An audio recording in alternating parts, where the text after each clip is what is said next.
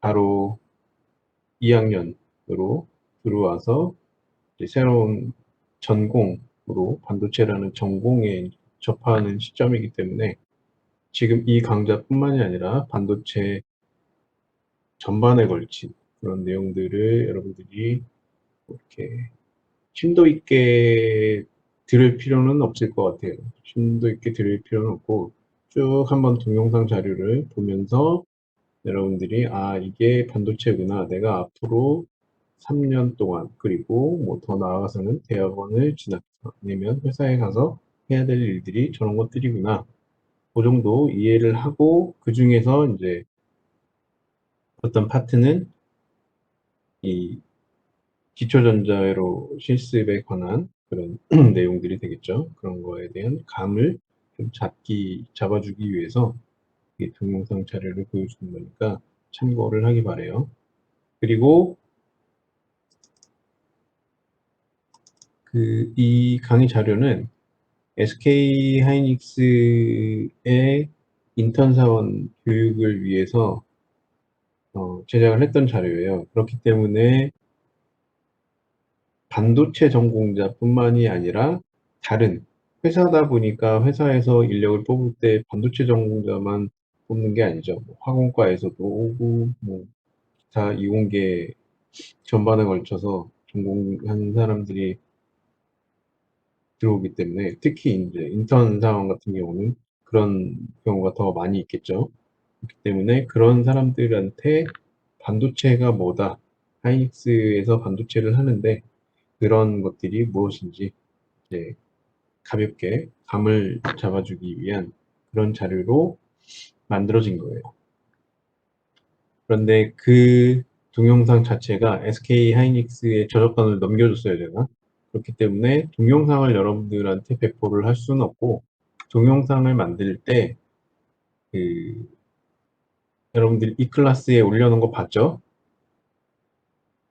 그렇게 제가 여기에 보면은 강의자를 쭉 만든 다음에 그 안에다가 프롬프트를 쭉 이렇게 다 만들어요. 스크립트를 짠 다음에 그거를 이제 촬영 과정에서 보면 이게 모니터가 있고 그 모니터에 카메라까지 동시에 달려있는 그런 장치가 있어요.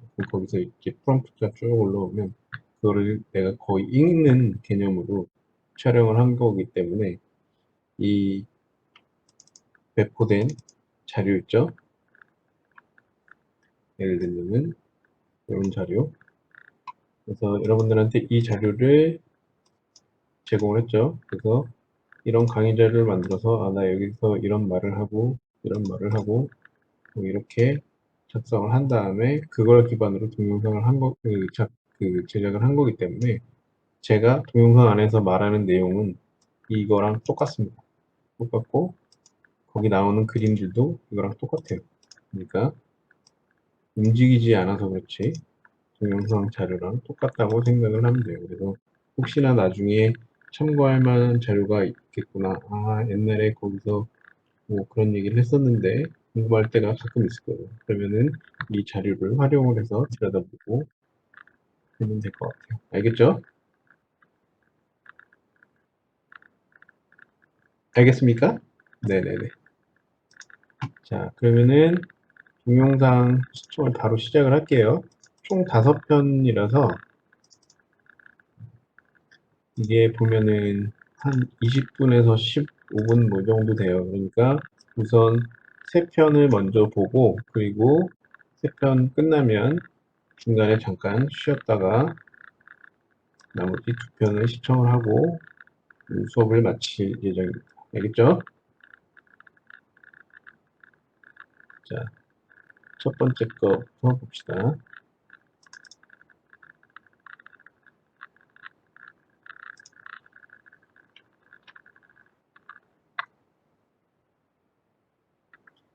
잘 들리나요?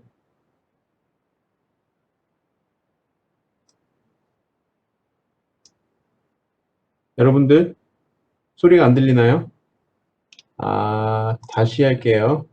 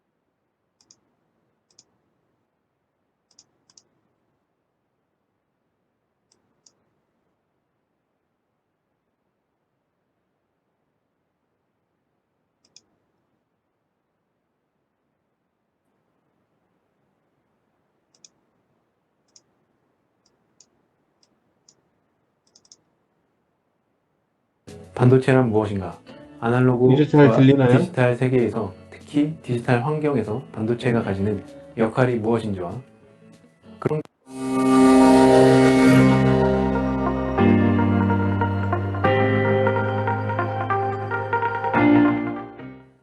여러분과 함께 반도체 산업과 반도체 기술에 관한 강의를 진행할 동국대학교 이세준입니다. 이번 시간에는 먼저 반도체란 무엇인가? 아날로그와 디지털 세계에서, 특히 디지털 환경에서 반도체가 가지는 역할이 무엇인지와 그러한 디지털 환경을 발전시키고 이끌어나가는 다양한 반도체 기업을 알아보고, 마지막으로 한국 반도체 산업의 현재와 미래 전망에 대해 살펴보는 시간을 갖겠습니다. 자, 여러분, 반도체란 무엇일까요? 반도체는 여러분들이 각종 뉴스 매체를 통해 익히 들어본 바와 같이 우리나라의 수출 효자, 산업의 쌀, 그리고 전자기기의 핵심이라고 불리기도 합니다. 그러한 반도체 뉴스를 접할 때마다 흔히 볼 수 있는 그림이 보시는 화면과 같은 방진복을 입은 사람들과 그 사람들이 작업하는 어떠한 미세먼지도 허용하지 않는 클린룸, 이러한 환경 속에서 다소 복잡한 공정을 거쳐 만들어내는 것이 반도체이고, 그러한 반도체가 현 세대의 전자산업을 이끌어 나가고 있는 것입니다. 그러면 그러한 반도체는 어떠한 성질을 가지고 있을까요? 반도체는 고체 형태로 되어 있는 특수한 물질로 다음의 세 가지 전구 실험을 통해 그 성질을 확인할 수 있습니다. 우선 전지와 전구 사이에 금속을 연결하면 금속의 우수한 전도성 때문에 전구에 불이 잘 들어오는 것을 확인할 수 있습니다. 하지만 나무와 유리, 플라스틱과 같은 부도체나 유전체를 연결하면 전도성이 없기 때문에 전구에 불이 들어오지 않습니다. 여기서 금속이나 나무가 아닌 실리콘이나 저마늄 같은 반도체 물질을 연결하면 전구에 불이 켜지게 할 수도 켜지지 않게 할 수도 있습니다. 즉, 전기가 통하기도 하고 안 통하기도 한 물질이 반도체인데, 이는 다시 말하면 반도체의 전기 전도도가 그때그때 달라질 수 있다는 것을 의미합니다. 이를 통해 알 수 있는 점으로 반도체란 외부 에너지, 즉 온도, 압력, 자기장 등을 인가하면 전도도 혹은 저항을 조절할 수 있는 물질이며, 이때 외부 에너지 변화에 의한 비선형적 전도도 변화가 가능하고, 그러한 성질을 적절히 이용하면 이와 같은 다양한 함수 기능을 하는 전자소자 제작이 가능하게 됩니다. 이러한 성질은 거의 모든 반도체 물질이 결정적으로 다음과 같이 규칙적인 원자 배열을 하고 있기 때문이며, 규칙적인 원자 배열로 인해 고체 물리학적으로는 에너지 밴드갭이라는 특이한 에너지 상체를 갖고 있기 때문입니다. 대표적 반도체 재료는 다음의 주기율표상에 나타내었듯이 4족의 실리콘 혹은 저마늄과 같은 단원서 반도체, 3족과 5족이 결합된 갈륨 아세나이드, 인디움 아세나이드, 인디움 포스파이드, 갈륨 나이트라이드, 갈륨 안티모나이드, 그리고 2족과 6족이 결합된 징크 설파이드, 징크 셀레나이드, 카드뮴 텔러라이드 등과 같은 이원 화합물 반도체가 있습니다. 물론 인디움 갈륨 아세나이드, 알루미늄 갈륨 나이트라이드, 머큐리 카드뮴 텔러라이드 등과 같은 상원 화합물 반도체도 존재하며, 이러한 원소 조합에 따라 반도체 물질의 구조와 성질이 모두 달라지게 되고, 그렇게 각기 다른 성질을 각 목적에 맞게 사용하게 되는 것입니다. 앞서 말씀드린 바와 같이 다양한 성질을 갖는 여러 종류의 반도체 물질을 이용하여 이와 같은 여러 종류의 반도체 소자를 제작할 수 있으며, 대표적인 반도체 소자가 바로 모스펫, 즉 메탈 옥사이드 세마이컨덕터 필드 이펙트 트랜지스터입니다. 이 모스펫이 바로 여러분들이 가장 흔하게 알고 있는 메모리와 로직의 기본이 되는 최소 단위이며, 하나의 칩에 이와 같은 모스펫이 수억 개에서 수십억 개 집적되어 있습니다. 어마어마한 수치죠. 반도체 칩을 보통 손톱만한 크기의 비율을 하니까 수억에서 수십 개의 트랜지스터를 집접시키려면 각 트랜지스터의 크기는 수나노미터 정도여야 할 것이고, 그만큼 작은 크기의 조형물을 만들 수 있는 기술이 바로 반도체 기술의 핵심입니다. 최근 뉴스에서 하이닉스 2세대 10나노급 16GB DDR5 JDEC 최초 적용, 그리고 삼성 IBM CPU 생산 7나노 EUV 파운드리 공정 적용이라는 기사가 나왔는데요. 이렇게 반도체 관련 뉴스에서 몇 나노 하는 것이 바로 그들의 기술력을 상징하는 수치입니다. 그만큼 어려운 기술을 가지고 있다는 뜻이겠죠. 그 외 이와 같은 PN 정션 다이오드 구조를 이용한 LED, 라이트 에미팅 다이오드, LD, 레이저 다이오드, PD, 포토 다이오드 등도 대표적인 반도체 소자의 예입니다. 그러한 반도체 소자를 이용하여 이와 같은 반도체 회로를 구성하게 됩니다.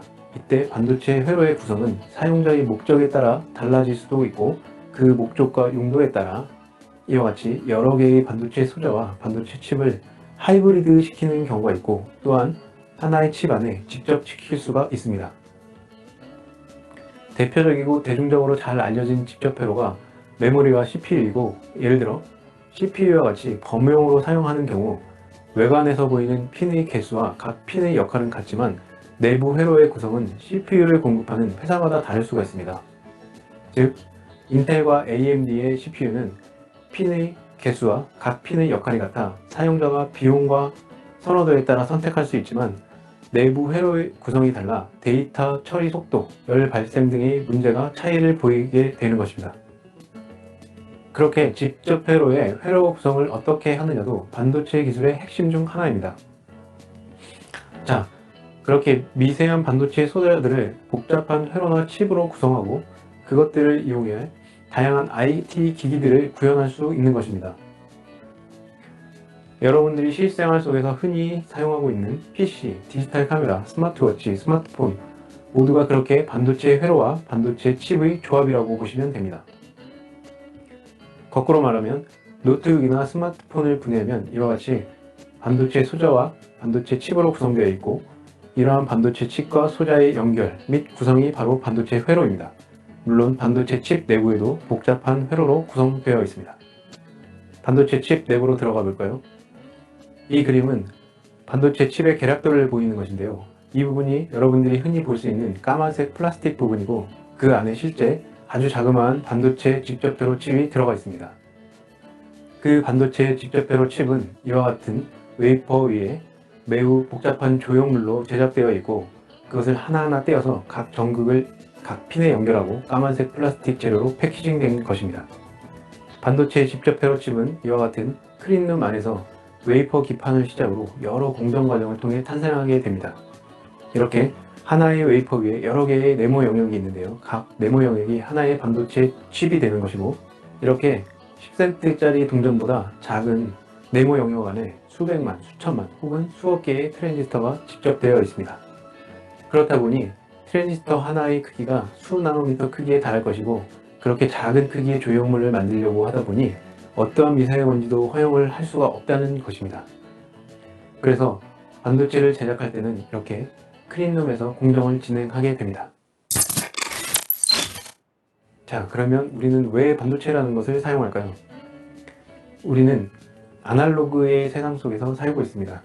아날로그란 매 순간 연속으로 변화하는 온갖 자연신호와 정보를 의미하는데요. 과거 인간은 정보의 기록과 축적, 그리고 축적된 정보를 통해 또 다른 정보를 만들어내고 그러한 과정을 통해 새로운 기술을 발전시켜 왔습니다. 하지만 지금은 그러한 정보를 디지털로 취급하고 있고요.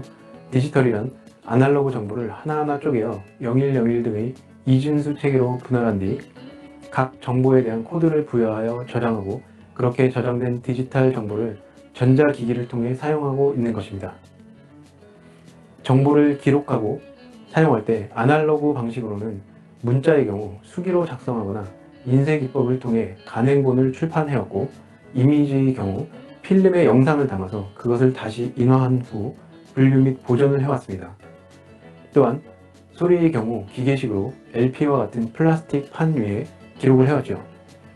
이러한 아날로그 방식의 단점은 저장하고자 하는 정보량과 저장하고자 하는 정보의 종류에 대한 한계가 있고 또한 느리다는 것입니다. 물론 현 세대에서는 다시 느림의 미학을 강조하기도 하는데요. 이런 아날로그 방식은 정보의 축적과 교류, 분석 등의 측면에서는 상당히 느립니다. 예를 들어 어떠한 정보를 찾고자 할 때 예전에는 도서관에 가서 관련 서적을 하나하나 찾고 그 책들 중 일부분을 하나하나 읽고 발췌하고 그런 과정을 통해 지식 정보를 얻었지요. 그러다 보니 하나의 지식 정보를 획득하는데 반나절의 시간이 필요했고요. 따라서 한정된 정보를 느리게 획득하다 보니 당연히 새로운 것에 대한 욕구도 느리고, 그렇다 보니 기술의 발전 또한 느렸던 것입니다. 하지만 디지털 혁명이라 불리는 3차 산업혁명을 통해 인간은 컴퓨터와 인터넷 기반의 지식 정보화 시대를 열어갑니다. 그로 인해 디지털 세계가 열리게 된 것이죠. 이렇게 디지털로 정보를 저장하게 된 후부터는 컴퓨터와 인터넷을 통해 수많은 정보를 검색하고 서팅해서 원하는 정보를 쉽고 빠르게 획득할 수 있게 되었습니다. 지식 정보의 획득과 습득이 빠르다 보니 하고 싶은 것도 많아지고, 그에 따라 당연히 새로운 아이디어도 많아지고, 그 아이디어를 실현하고 싶은 욕망 또한 커지게 되었던 것이죠. 그렇게 탄생한 작품 중에 하나가 스마트폰의 창시작인 아이폰입니다. 2000년대 중반만 하더라도 사람들은 mp3 플레이어 이어폰을 귀에 꽂고 휴대폰을 주머니에 넣고 디지털 카메라를 목에 걸고 여행을 다녔죠. 하지만 지금은 스마트폰 하나로 그 모든 것을 다 하고 있습니다. 이제는 NT, IT, BT, 더 나아가서는 기계, 항공, 우주 기술 등과의 융합을 통해 더 많은 새로운 아이템을 개발하고자 하고 있습니다. 예를 들면 나노바이오 센서, 생체정보 인터페이스, 유무선 통신 등을 기술을 융합하여 스마트 헬스케어 시스템을 구축하려는 노력이 있고요. 신소재를 이용한 양자 컴퓨터를 개발하여 정보 보호나 빅데이터의 빠른 해석 등을 꿈꾸고 있습니다. 이러한 융합 기술들은 인간의 삶을 보다 윤택하게 하는 기술들로서 예기치 못한 질병 관리, 급변하는 지구 환경과 기후변화 등에 대한 대비를 위해 꼭 필요한 기술들입니다. 보다 실질적인 접근에서의 디지털 세계를 살펴볼까요? 대표적인 예가 스마트홈입니다. 스마트폰으로 가정 내 가전기기를 통신망으로 제어하는 기술인데요. 요즘같이 추운 날씨에 퇴근 전에 난방기 온도를 미리 설정해 놓고 따뜻한 집으로 들어간다든지, 욕실에 물을 받아 따뜻한 반신욕을 미리 준비한다든지, 일상생활의 편의를 위한 기술들입니다. 또 하나의 대표적인 예는 스마트 헬스케어입니다. 인체에 자신의 건강관리와 관련된 바이오 센서 패치를 부착하고 스마트폰이 수시로 체크하고 기록하고 그 정보를 병원 주치의에게 즉시 전송하게 되면 질병 관리와 응급 상황의 대응 차원에서 매우 유용할 것입니다. 스마트 자동차도 디지털 세계에서 매우 중요한 기술 중 하나입니다. 요즘 자율주행 자동차라는 말이 많이 나오고 있는데요. 말 그대로 자동차가 스스로 알아서 목적지까지 안전하게 운전하고 가는 자동차를 말합니다. 일상생활에 적용될 때까지는 약간의 시간이 필요하겠지만 그리 멀지도 않은 일 같습니다. 자율주행 자동차를 제외하더라도 요즘 운전자의 안전을 위해 많은 기술이 자동차에 적용되어 있죠. 예를 들면 차선 이탈 방지, 졸음운전 방지, 사각지대 인식 등 다양한 센서들이 신형 자동차들은 기본 옵션으로 장착되어 출시되고 있는데요. 이들 센서들 대부분도 반도체 센서이고 디지털 환경으로 제어되는 장치들입니다. 이처럼 디지털 세계는 인간의 삶을 매우 편의롭게 합니다. 그리고 그 디지털 세계를 이끌어 나가는 핵심 요소가 바로 반도체입니다. 그러한 반도체를 취급하는 산업이 바로 반도체 산업이며, 반도체 산업을 이끌어 나가는 다양한 종류의 기업이 있습니다. 반도체 기업은 보통 반도체 산업의 특성으로 분류하며 종합반도체 기업, 파운더리 기업, 팹리스 기업, IP 기업, OSAT 기업, 반도체 장비 기업 등으로 구분합니다. 즉, 부가가치 창출 측면에서 각 반도체 기업의 역할로 구분을 하는 게 일반적인데요. 종합반도체 기업은 말 그대로 반도체 설계부터 생산, 패키징, 판매, 유통까지 모두 다 하는 기업을 말합니다. 나머지 파운더리 기업, 팹리스 기업, 그리고 IP 기업들은 설계, 생산, 패키징, 유통, 판매 중 어떤 일을 하느냐에 따라 구분됩니다. 자, 그럼 반도체 기업의 종류를 하나하나 살펴보겠습니다. 먼저 종합반도체 기업입니다. IDM, 즉 Integrated Device Manufacturer라고도 합니다. 반도체 생산에 필요한 회로 설계, 웨이퍼 가공, 소자 공정, 칩 패키징, 테스트 등 모든 과정을 종합적으로 수행하는 기업을 말합니다.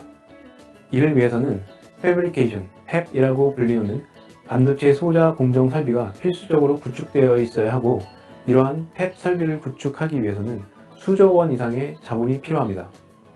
대표적인 종합반도체 기업으로는 여러분들이 익히 많이 들어본 인텔, 삼성, SK하이닉스, 마이크론, 도시바가 있습니다. 이들 5회사가 글로벌 빅5 종합반도체 기업이며 이들이 세계 반도체 시장을 장악하고 있다고 해도 과언은 아닙니다. 파운드리 기업은 팹을 갖추고 있지만 자체 제품을 생산하기보다는 수탁 생산을 주로 하는 기업을 말합니다. 즉, 설계 없이 공정과 생산만을 위탁받아 수행하는 기업을 말하고, 그렇기 때문에 자체 브랜드의 제품이 없고 기업 개별적으로 판매도 하지 않습니다.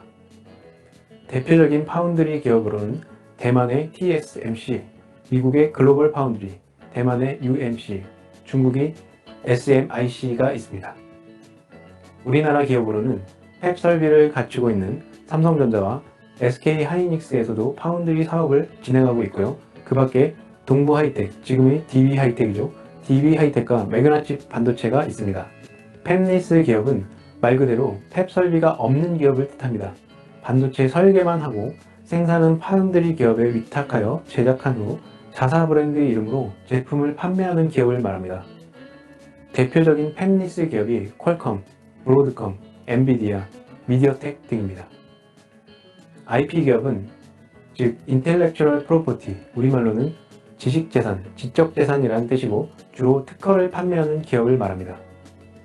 IP 기업은 반도체 설계만을 전문으로 하며 특정 설계도를 팹리스 기업이나 종합반도체 기업에 제공하고 설계도와 관련된 사용료나 특허료를 받는 기업을 말합니다.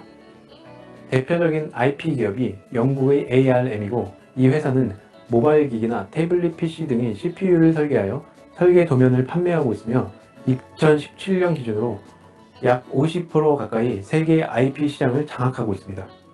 OSAT 기업의 OSAT는 아웃소스드 세미컨덕터 어셈블리 앤 테스트의 약자로 반도체 패키징과 테스트를 수탁받아 그것을 전문으로 하는 기업을 말합니다. 전 세계에 여러 OSAT 기업이 있지만 대만의 ASE, SPIL, 미국의 M4, 싱가포르의 스테이츠 칩팩 등이 세계 OSAT 시장을 장악하고 있습니다. 우리나라 OSAT 기업으로는 네페스, 하나마이크론, 시그네틱스, SFA 반도체, AT세미콘 등이 있으며 이들은 모두 중견 혹은 중소기업으로 R&D 투자가 어려워 세계 시장으로의 진출에 어려움을 겪고 있는 실정입니다. 반도체 기업 분류 중 또 다른 중요 파트가 반도체 장비 기업입니다. 종합반도체, 파운드리 기업, 팹리스 기업, IP 기업이던 반도체 산업에서는 반도체 실물 생산이 수반되어야 합니다. 반도체 장비 기업이란 반도체 생산을 위한 공정, 패키징, 테스트 장비 등을 생산하여 각종 반도체 관련 기업에 공급하는 기업을 말합니다. 세계적인 반도체 생산 장비는 모두 어드밴티스트, ASML, ASM, 어플라이드 머티리얼즈, 램 리서치 등과 같은 해외 업체들이 시장을 장악하고 있으나 우리나라 반도체 설비 투자, 즉 삼성전자와 SK하이닉스의 설비 투자가 워낙 크기 때문에 우리나라의 장비회사 세메스, 원익 IPS, 유진테크, 테스, 한미반도체 등의 전망도 그리 나쁘진 않다고 할 수 있습니다. 그 밖의 분류로는 반도체 생산에 필요한 각종 소재를 공급하는 부품 소재 기업들과 완성된 제품을 특수 목적의 사용자들에게 소규모로 유통하는 반도체 유통기업이 있습니다. 전 세계 수많은 부품 소재 기업과 반도체 유통 기업이 있지만 우리나라에 예를 들면 실리콘 웨이퍼를 공급하는 SK 실트론, 각종 반도체 부품을 다양한 응용 영역으로 공급하는 석영 브라이스톤이 있습니다. 마지막으로 한국 반도체 산업의 현재와 미래 전망에 대해 간단히 말씀드리겠습니다. 2017년 기준으로 세계 반도체 기업 10대 매출 순위에서 삼성전자가 1위, 그리고 SK하이닉스가 3위를 차지했습니다. 우리나라 반도체의 위상을 보여주는 것이죠. 한국의 주요 품목별 수출액만 비교하더라도 반도체가 탑입니다. 반도체의 수출액은 매년 꾸준히 증가하고 있고 앞으로 근시일 내에 시행될 5G 통신 서비스, 그리고 좀 더 멀리 4차 산업혁명의 주요 대상인 사물인터넷, 가상물리 시스템, 인공지능, 로봇 등의 발전에는 반도체가 핵심 요소라는 사실도 틀림이 없습니다. 따라서 우리가 지금 빠르게 변화해 나가고 있는 반도체 산업과 기술에 대한 이해와 대응을 철저히 해 나간다면 우리나라 반도체 산업의 기반 기술을 감안할 때 긍정, 희망이라고 말씀드릴 수 있겠습니다. 그럼 다음 시간에 뵙겠습니다. 감사합니다.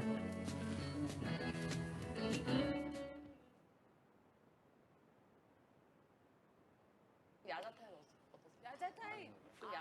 야자타임?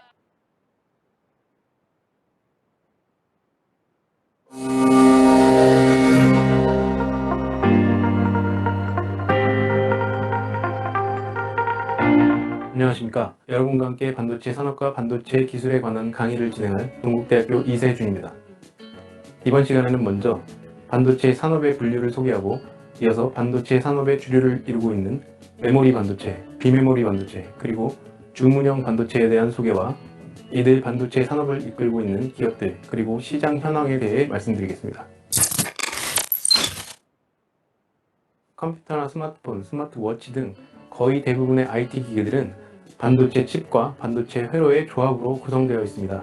그만큼 반도체에 의해 현세대 ICT 기술이 주도되고 있다는 뜻인데요. 영국의 위아 소셜 발표에 따르면 2018년 1월 현재 세계 인구는 75억 9,300만 명이고 그중 68%인 약 51억 명이 스마트폰을 사용하고 있다고 합니다. 또한 인터넷 사용자는 세계 인구의 절반인 약 40억 명에 달하고 소셜미디어 사용자는 세계 인구의 42%인 약 28억 명에 이른다고 합니다. 우리 일상생활에 반도체가 그 정도로 밀접하게 관련되어 있다는 뜻이고 이번 강의를 통해 그러한 반도체에는 어떤 산업들이 있는지 안내해 드리겠습니다. 먼저 다양한 반도체 제품의 종류를 살펴보겠습니다. 반도체 제품들은 여기 보이는 반도체 웨이퍼 위에 반도체 소자라는 수나노미터 크기의 조형물로 제작된 반도체 칩을 각각의 기능과 목적에 맞게 패키징한 형태로 판매가 됩니다. 대표적인 반도체 칩은 여러분들도 흔히 알고 있는 CPU와 DRAM, 플래시 메모리 등이며 요즘 스마트폰 구동을 위해 사용되는 어플리케이션 프로세서, 그리고 스마트폰이나 디지털 카메라에 쓰이는 CMOS 이미지 센서, 조명용 혹은 전자기기의 디스플레이 쪽에 쓰이는 LED 또한 반도체이며 자동차, 통신 서버, 공작 기기 등에 쓰이는 전력 소자도 대표적 반도체 소자의 하나입니다. 반도체 산업의 분류는 여러 방식으로 할 수 있는데요. 가장 일반적인 분류 방식 4가지를 소개하면 다음과 같습니다. 우선 직접 여부에 따라 직접 회로와 개별 소자로 나눌 수 있으며 신호의 형태에 따라 디지털 회로와 아날로그 회로, 용도에 따라 메모리 반도체와 비메모리 반도체, 그리고 제작 방식에 따라 표준형 반도체와 주문형 반도체로 나눌 수 있습니다. 산업의 분류는 흔히 시장 규모에 따라 구분되기 마련인데요. 반도체 산업은 메모리 반도체와 시스템 반도체, 즉 메모리 반도체와 비메모리 반도체, 그리고 그 외의 반도체로 구분하는 것이 아주 일반적입니다. 여러 반도체 종류 중에서 IT 기기와 관련된 반도체가 주류를 이루고 있고 그중 메모리 반도체와 시스템 반도체가 전체 시장의 약 70% 이상을 차지하고 있기 때문에 흔히 이런 구분을 하는 것입니다. 반도체 산업은 앞서 말씀드린 바와 같이 크게 메모리 반도체와 비메모리 반도체로 구분할 수 있고 메모리 반도체는 다시 롬과 램으로 구분할 수 있습니다. 롬에는 EP롬, EEP롬, 플래시 메모리 등이 있고 램으로는 여러분들도 흔히 알고 있는 D램과 S램이 있습니다. 비메모리 반도체는 시스템 반도체, 개별 소자, 광소자로 나뉘며 그중 가장 주류를 이루고 있는 것이 바로 시스템 반도체입니다. 시스템 반도체는 CPU와 같은 표준형 반도체가 있고 ADC, DSP, DAC와 같은 주문형 반도체가 있습니다. 여기서 ADC, DSP, DAC는 각각 아날로그 투 디지털 컨버터, 디지털 시그널 프로세서, 디지털 투 아날로그 컨버터를 의미하며 이들 ADC, DSP, DAC 등은 사용자의 목적과 용도에 따라 종류가 매우 다양하기 때문에 주문형으로 제작되는 게 일반적입니다. 최근 스마트 기기의 발달로 주문형 반도체의 시장은 점점 커지고 있는 상황입니다. 개별 소자에는 전력 반도체 등이 있으며 광소자에는 앞서 알아본 LD, LED, PD 등이 있습니다. 앞서 다양한 분류의 반도체 산업을 살펴보았는데요. 반도체 산업의 주류를 이루고 있는 여러 반도체 중 첫 번째로 메모리 반도체에 대한 소개와 관련 기업 시장 현황을 함께 살펴보겠습니다. 메모리 반도체는 크게 휘발성 메모리와 비휘발성 메모리로 나뉩니다. 먼저 휘발성 메모리는 D램과 S램이 있는데요. 여기서 휘발성 메모리란 전원이 인가된 상태에서만 전자정보를 기억하고 전원이 꺼지면 저장된 데이터도 모두 사라지는 일시적 데이터 저장 기능을 하는 메모리를 말합니다. 비발성 메모리란 전원을 끄더라도 저장된 전자정보를 지속적으로 기억하는 메모리를 말합니다. EEPROM과 EEPROM 같은 리드 온리 메모리, 즉 읽기만 가능한 롬이 비발성 메모리의 시작이었지만 플래시 메모리의 등장과 함께 이제는 읽기 쓰기의 반복이 가능하게 되었습니다. 다음으로 여러 종류의 메모리 반도체의 실제 제품에 대해서 알아보겠습니다. 메모리 반도체는 주변에서 흔히 볼 수 있으며 여러분들의 컴퓨터에 한두 개씩 장착되어 있는 D램이 대표적이며 여러분들의 주머니 속에 노래나 사진, 문서 등이 저장되어 있는 USB 메모리 스틱, 그리고 디지털 카메라나 자동차 내비게이션에 꽂혀 있는 SD 메모리 카드, 그리고 컴퓨터의 주 저장 장치인 솔리드 스테이트 드라이브, 일반적으로 SSD라 불리는 제품이 대표적인 메모리 반도체 제품들입니다. 메모리 반도체는 그동안 지속적인 성장세를 보여왔습니다. 최근 들어 2018년을 기점으로 반도체 시장이 침체될 수도 있다는 전망이 있습니다만 저는 그렇게 비관적으로 보고 있지 않습니다. 그 이유로는 2019년부터 5G 통신 서비스가 개시되면 디지털 기기는 더욱 방대한 크기의 미디어 정보를 수용해야 하기 때문에 대용량 메모리 반도체의 수요는 오히려 늘 것이기 때문입니다. 메모리 반도체 시장은 여러분들도 잘 알고 있듯이 대한민국이 장악하고 있습니다. D램의 경우 삼성전자와 SK 하이닉스 두 회사의 시장 점유율을 합치면 전 세계의 약 70%를 넘습니다. 엄청난 수치죠. 그만큼 대한민국 반도체가 강하다는 뜻입니다. 해외의 다른 메모리 반도체 기업들은 소위 치킨 게임이라는 반도체 전쟁을 통해 메모리 사업을 접거나 혹은 인수 합병을 통해 사라졌고 현재는 미국의 마이크론 정도가 세계 4위로서의 세를 유지하고 있습니다. 플래시 메모리 분야도 마찬가지로 한국이 강세입니다. 삼성전자와 SK 하이닉스 두 회사의 시장 점유율을 합치면 세계 전체의 약 45%를 넘습니다. 현재 1위가 삼성전자, 2위가 일본의 도시바, 3위가 미국의 웨스턴 디지털이고 그 뒤를 미국의 마이크론과 한국의 SK 하이닉스가 추격하고 있습니다. 2017년 6월 SK 하이닉스가 한미일 연합 콘소시엄을 통해 도시바 인수에 참여한 결과 도시바 지분 약 15%를 확보했다는 발표를 한 바 있습니다. SK 하이닉스가 플래시 메모리 부분 세계 2위 기업의 지분을 확보한 만큼 플래시 메모리 기술 경쟁력 향상과 매출 증진으로 이어졌으면 하는 바람입니다. SSD 부분은 플래시 메모리와 비슷한 양상입니다. 삼성전자가 1위를 차지하고 있으며 웨스턴 디지털, 인텔, 도시바, 마이크론, SK 하이닉스 등이 그 뒤를 따르고 있습니다. 마찬가지로 도시바의 지분을 확보한 SK 하이닉스의 약진을 기대해 볼 수 있겠습니다. 국내 양대 메모리 반도체 기업인 삼성전자와 SK 하이닉스의 최근 2년간 영업이익 추이입니다. 두 기업 모두 꾸준한 성장세를 보이고 있습니다. 앞서 메모리 반도체 시장의 성장은 2018년을 기점으로 하락세에 놓일 것이라는 예측이 있다고 말씀드렸는데요. 세계 반도체 시장의 메모리 반도체 의존도는 오히려 점차 증가하는 추세라 당분간 매출 하락에 대한 섣부른 비관은 불필요하다고 생각합니다.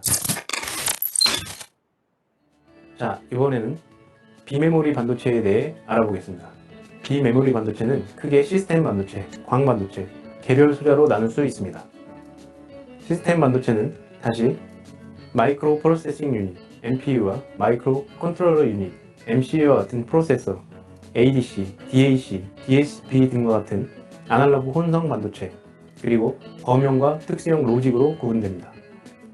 광 반도체는 CIS와 CCD 기반의 이미지 센서, LED, LD와 같은 발광 소자, 그리고 포토 디텍터, 솔라셀과 같은 수광 소자로 나눌 수 있으며 개별 소자는 하이 일렉트론 모빌리티 트랜지스터, HEMT와 헤테로 정션 바이폴라 트랜지스터, HEVT 같은 고주파 소자, 인슐레이티드 게이트 바이폴라 트랜지스터, IGBT, 다이렉터 등과 같은 전력 반도체 소자, 그리고 마이크로 일렉트로 메케니컬 시스템, MEMS와 바이오 센스 등의 다양한 기타 소자가 있습니다.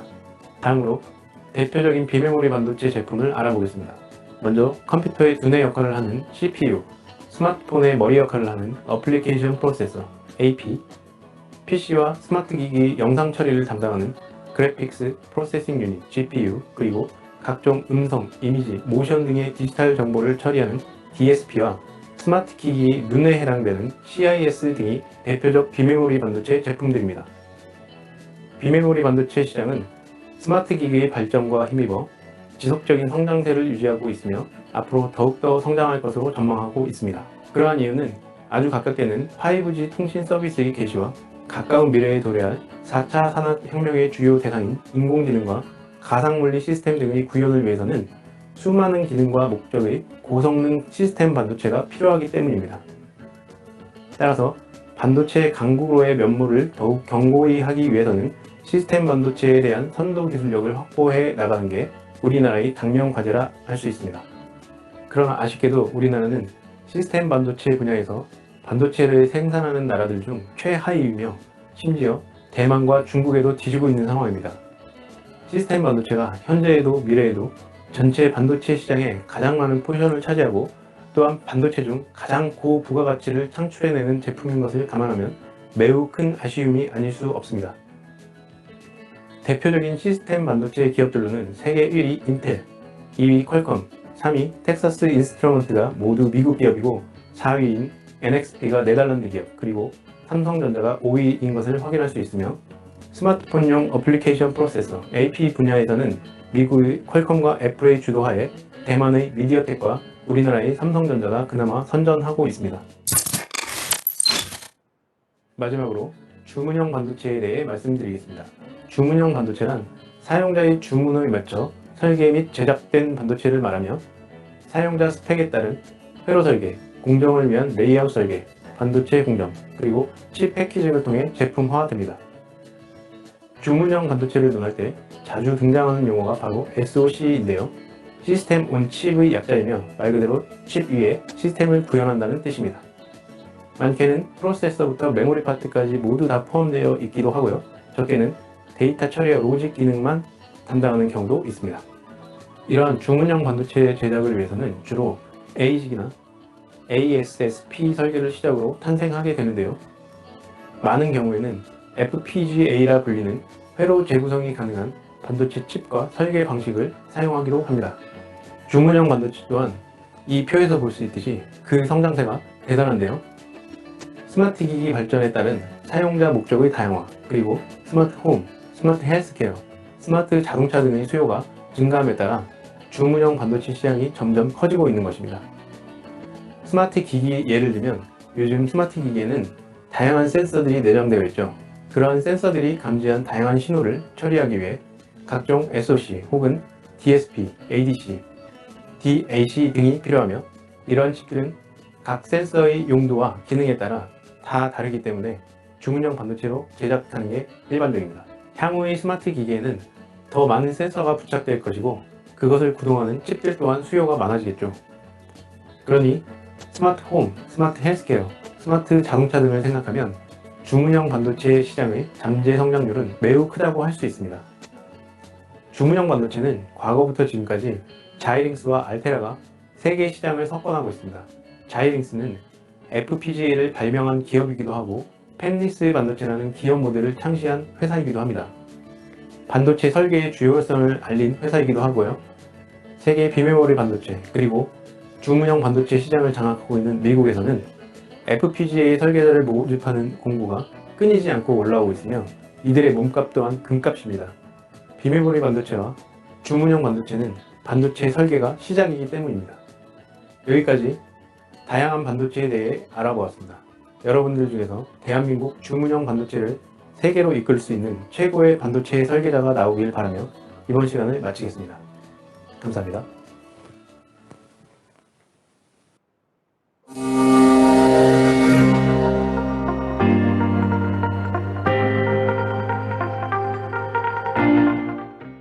안녕하십니까. 여러분과 함께 반도체 산업과 반도체 기술에 관한 강의를 진행할 동국대학교 이세준입니다. 이번 시간에는 먼저 반도체 기본 개념과 모래에서 반도체 시스템까지의 과정을 알아보고 반도체 재료와 소자에 대해 알아보겠습니다. 자, 먼저 반도체의 기본 개념입니다. 지난 시간에 소개해드린 바와 같이 반도체란 전기가 통할 수도 있고 안 통할 수도 있는 물질입니다. 즉, 반도체란 외부 에너지, 예를 들면 온도, 압력, 자기장 등을 인가하여 전기 전도도 혹은 저항을 조절할 수 있는 물질을 말합니다. 그러한 성질을 적절히 이용하여 다양한 함수 기능을 하는 다양한 전자 소자의 제작이 가능하다고 말씀드린 바 있습니다. 그럼 반도체란 어디부터 어디까지를 지칭하는 걸까요? 반도체란 실리콘, 갈륨 아세나이드과 같은 웨이퍼, 즉 반도체 재료에서부터 그러한 반도체 재료를 이용해서 만든 반도체 소자, 반도체 소자로 구성된 여러 반도체 회로, 좀 더 복잡한 회로가 집적된 반도체 칩, 더 나아가서는 그러한 반도체 칩들을 이용해 만든 전자부품들 모두가 반도체 범위에 속합니다. 그렇게 반도체 재료에서 전자제품까지 모든 것이 반도체의 범주에 속하기 때문에 우리는 흔히 반도체를 지칭할 때 모래에서 반도체 시스템 혹은 그 이상까지라는 말을 자주 사용합니다. 즉, 모래에서 추출된 실리콘이라는 물질을 이용하여 반도체 웨이퍼를 제작하고 그 웨이퍼를 이용하여 이와 같은 다양한 공정을 통해 반도체 시스템 칩이 만들어지기 때문입니다. 반도체 공정은 직접회로 공정이 마무리되는 단계를 전후로 프론트엔드 프로세서와 백엔드 프로세서라 불리는 전공정과 후공정으로 나뉩니다. 이때 전공정은 실리콘에서부터 웨이퍼 단위의 직접회로까지 제작하는 공정을 말하며 후공정은 웨이퍼 단위의 직접회로부터 패키징된 판매용 칩까지 제작하는 공정을 말합니다. 이와 같은 반도체 공정 전반에 관한 이야기는 다음 시간에 상세히 다루도록 하겠습니다. 반도체의 출발은 반도체 재료입니다. 반도체 재료는 그림에서 보는 바와 같이 주기율표의 2족에서 6족 원소가 주를 이룹니다. 대표적인 반도체로는 단원서 반도체인 4족의 실리콘과 저마늄, 그리고 3호족 혹은 2,6족으로 구성된 갈륨 아세나이드, 징크 옥사이드, 그리고 알루미늄 갈륨 아세나이드, 징크 카드뮴 셀레나이드 등과 같은 2원 화합물 반도체와 3원 화합물 반도체가 있습니다. 우리가 흔히 말하는 반도체 재료는 이와 같은 반도체 웨이퍼를 말하는데, 실리콘의 예를 들면 이러한 웨이퍼는 모래 등에서 추출된 실리콘 덩어리를 녹여 고순도의 실리콘 인곳을 만들고 마치 치즈 덩어리에서 슬라이스 치즈를 만들듯 하나하나 얇게 썰고 표면을 갈고 광을 내어 만들어진 것입니다. 반도체는 딱딱한 고체이며 물질마다 고유의 결정 구조를 가지고 있습니다. 그 반도체 결정은 분자 구조의 조합이고, 분자는 핵과 전자로 구성된 원자들의 최소 결합단이죠. 고체 물리학 혹은 결정학적으로 고체는 다음과 같은 결정질, 다결정질, 비정질의 세 가지 범주로 구분합니다. 결정질이란 고체 전체가 주기적이고 규칙적인 원자 배열로 구성된 고체를 말하고, 우리가 흔히 알고 있는 실리콘, 저마늄, 갈륨 아세나이드 등 대부분의 반도체가 결정질입니다. 다결정질이란 주기적이고 규칙적인 원자 배열이 부분적으로 반복되어 있는 고체를 말하며 하프륨 옥사이드, 지르코늄 옥사이드 등 소수의 반도체와 소수의 산화물이 다결정질입니다. 마지막으로 비정질이란 고체 전체가 주기성 없이 불규칙적인 원자 배열로 구성되어 있는 고체를 말하며 아모포스 실리콘, 실리콘 다이옥사이드 등이 대표적인 예입니다. 이렇듯 대부분의 반도체는 결정질에 속하며 반도체 물질의 성분과 구성에 따라 다양한 결정 구조를 갖습니다. 대표적인 반도체 결정 구조에는 다이아몬드 구조, 징크 블렌드 구조, 육방체 구조가 있습니다. 이때 결정 내 규칙적으로 원자가 배열된 공간을 결정 격자라 부르며, 원자와 원자 간의 거리, 즉 격자 상수는 약 3에서 5 옴스트롱, 다시 말해 약 0.3에서 0.5 나노미터 정도가 됩니다. 이렇게 아주 작은 원자들이 매우 작은 거리를 유지하며 규칙적으로 배열된 결정체가 바로 반도체 물질입니다. 반도체의 성질은 그러한 규칙적인 배열에서부터 시작됩니다. 반도체 물질을 구성하는 원소들은 결정 격자를 구성하기 위해 전자를 잃거나 얻으며 결합하는 이온 결합과 인접 원자들 간의 전자를 서로 주고받으며 결합하는 공유 결합을 동시에 하고 있습니다. 그렇다 보니 핵과 전자로 구성된 각 원자들이 주기적으로 매우 가깝게 배열된 탓에 서로 에너지를 주고받으며 상호작용을 하게 마련이죠. 그 에너지 상호작용을 양자역학적 근거와 고체 물리학적 해석을 통해 풀이하면 이와 같이 일정한 거리, 즉 수 옴스트롱 간격으로 원자가 배열되어 있는 경우 가전자대가 전도대, 즉 전자가 충만한 상태와 빈 상태의 중간에 전제가 존재할 수 없는 금지대가 형성되고, 그 금지대의 에너지 간격이 바로 에너지 밴드갭입니다. 이 에너지 밴드갭의 크기에 따라 밴드갭이 없는 경우는 금속, 밴드갭이 매우 큰 경우는 전열체, 그리고 밴드갭이 약 0.3에서 4 일렉트론 볼트 정도인 물질을 반도체라고 합니다. 이처럼 에너지 밴드갭이라는 전자 에너지 상태를 가지고 있는 게 반도체이며, 그 밴드갭 내에서의 전자 분포를 통계역학적으로 계산하면 밴드갭 내, 즉 금지대 내에는 전자가 존재할 확률이 2분의 1이 됩니다. 즉 전자가 있을 수도 있고 없을 수도 있습니다. 전자가 있을 수도 있고 없을 수도 있으니 전기가 통할 수도 있고 안 통할 수도 있게 되는 것이죠. 그래서 절반 반 통할도 물질체자를 써서 반도체라는 이름을 붙인 것입니다. 반도체라는 물질 자체는 금지대에서 전자가 있을 수도 있고 없을 수도 있기 때문에 외부에서 밴드갭 크기 이상의 에너지, 예를 들어 밴드갭보다 큰 에너지를 갖는 빛을 조사하면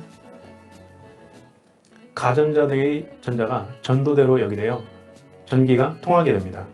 따라서 어떠한 반도체 물질이 홀로 전지에 연결되어 있는 경우 외부 에너지를 인가한 상태에서 전지의 전압을 조절하면 그냥 옴의 법칙을 따르기 때문에 단순히 일정한 전류를 흐르게 하는 저항체에 불과하죠.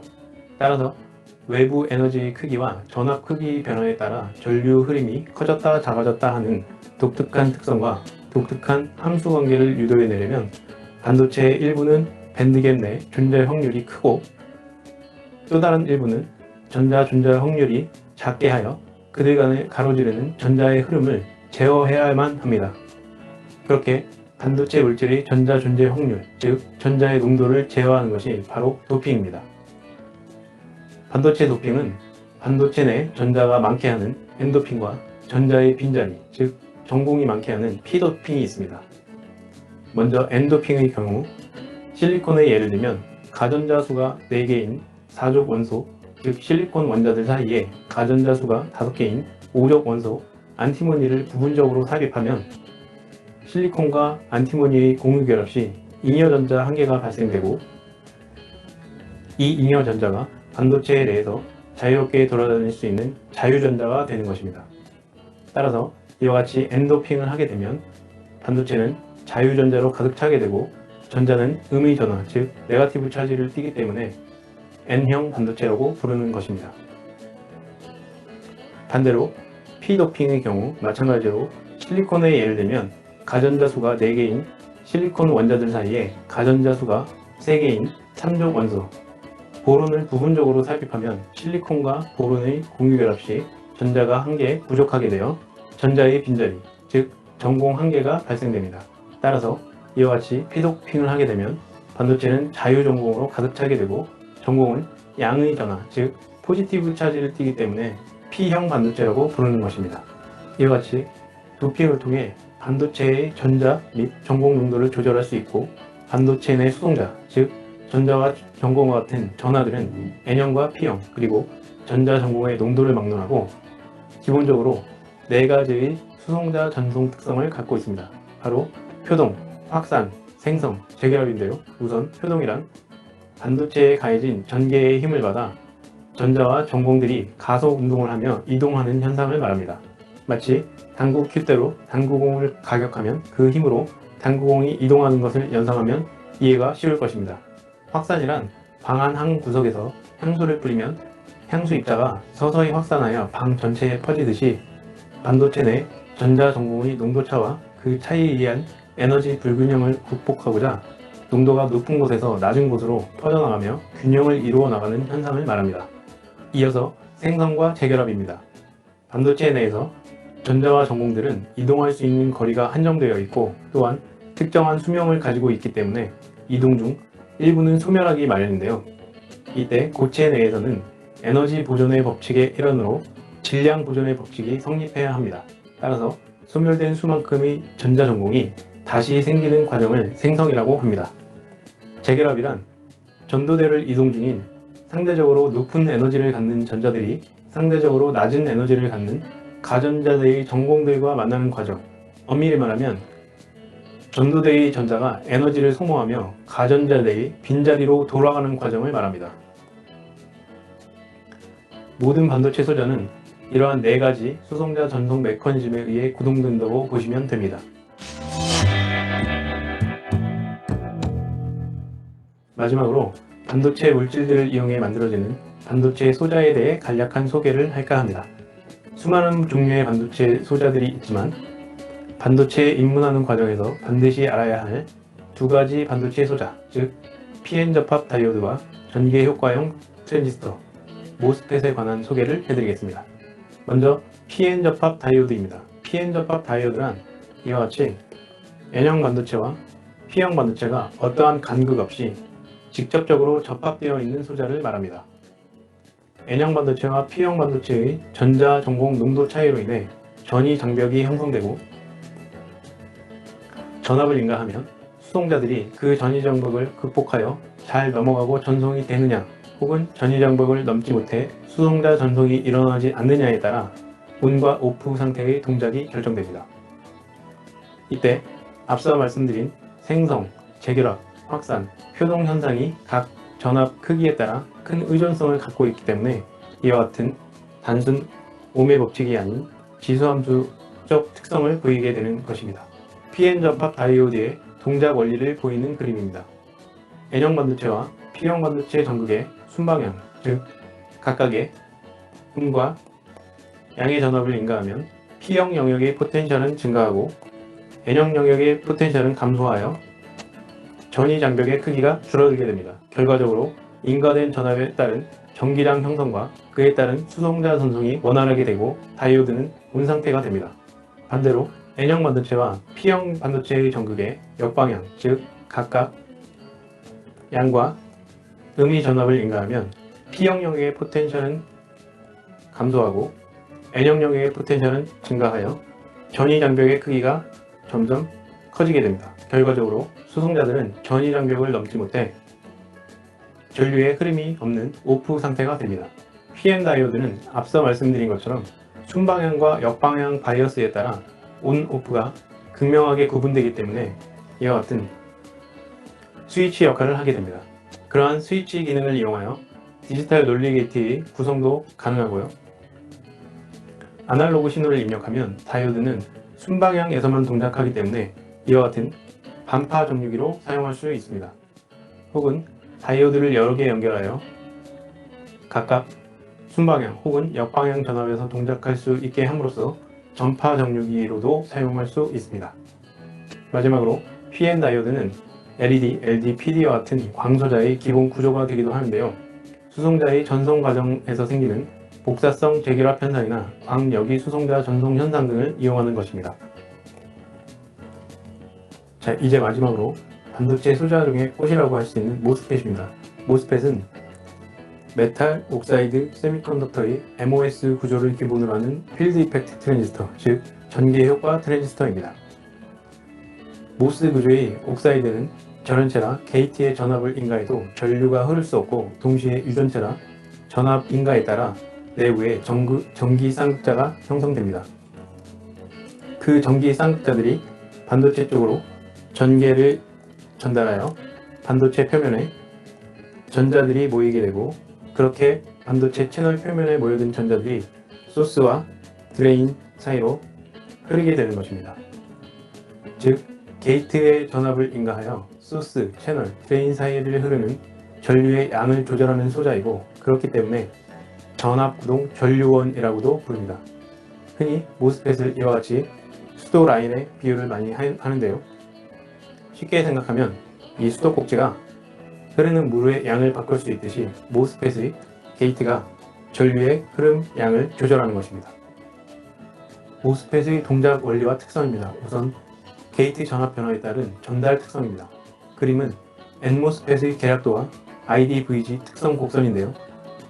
먼저 게이트의 음의 전압을 인가하면 옥사이드 내부에는 마이너스 플러스 방향의 다이폴이 형성되고 그렇기 때문에 반도체 표면에는 포지티브 차지가 축적됩니다. 이때 N모스펫의 몸체는 P형 반도체이고 소스와 드레인은 N형 반도체이기 때문에 소스와 채널 그리고 채널과 드레인 사이에 매우 큰 전이 장벽이 형성되어 전류가 흐를 수 없게 됩니다. 반대로 게이트에 양의 전압을 가하면 옥사이드 내부에는 플러스 마이너스 방향의 다이폴이 형성되고 그렇기 때문에 반도체 표면에는 네거티브 차지가 모이게 됩니다. 그렇게 몰려든 네거티브 차지는 기존 n모스펫의 몸체인 P형 반도체의 전공, 즉 포지티브 차지와 균형을 이뤄 실질적으로는 전하가 없는 공핍 상태에 이르게 됩니다. 당연히 넷 차지가 제로이니까 전류의 흐름도 없습니다. 그러나 양의 전압을 점점 세게 증가시키면 반도체 표면에는 네거티브 차지가 점점 많아지고 그 농도가 기존 모스펫의 몸체인 P형 반도체의 전공 농도보다 커지게 됩니다. 즉 반도체 표면의 극성이 P형에서 N형으로 반전되고 소스, 채널, 드레인 모두 N형이 되어 전류가 잘 흐르게 되는 것입니다. 모스펫은 3단자 소자이기 때문에 게이트 전압 변화로 전류 흐름의 여부를 제어할 수 있고 또한 드레인 전압 변화로도 전류 흐름량을 제어할 수 있습니다. 즉 우리가 수도꼭지로 물 흐름량을 조절하기도 하고 또한 수도관 바깥에 연결된 펌프의 밸브 조절로도 물 흐름량을 조절할 수 있는 것과 같은 맥락입니다. 이와 같이 드레인 전압에 따른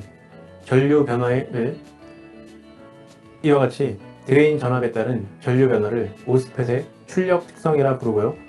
드레인 전압이 약할 때는 전류가 선형적으로 증가하다가 드레인 전압이 점차 증가하면 핀치오프 포인트를 기점으로 전류의 증가 없이 점차 포화되는 현상을 보이게 됩니다. 앞서 말씀드린 바와 같이 모스펫도 게이트 전압 그리고 드레인 전압을 조절하여 극명한 온오프 상태를 만들어낼 수 있었죠. 그렇기 때문에 모스펫도 당연히 스위치 기능을 하고요.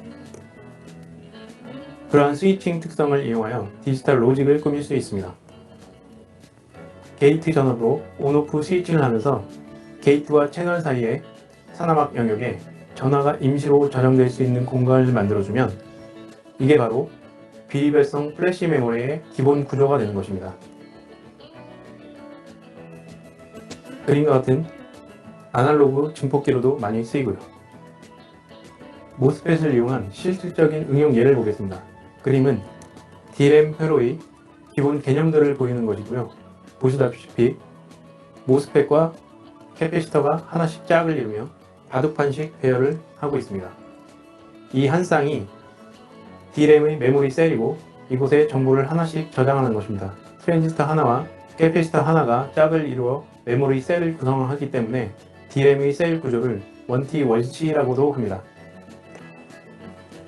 전자현미경 사전에서 볼 수 있듯이 트랜지스터와 캐패시터가 결합된 구조를 3차원적으로 웨이퍼 위에 구현해야 하고요. 여러 복잡한 반도체 공정을 통해 제작된 웨이퍼를 하나하나 쪼개어 패키징한 것이 바로 D램 모듈입니다.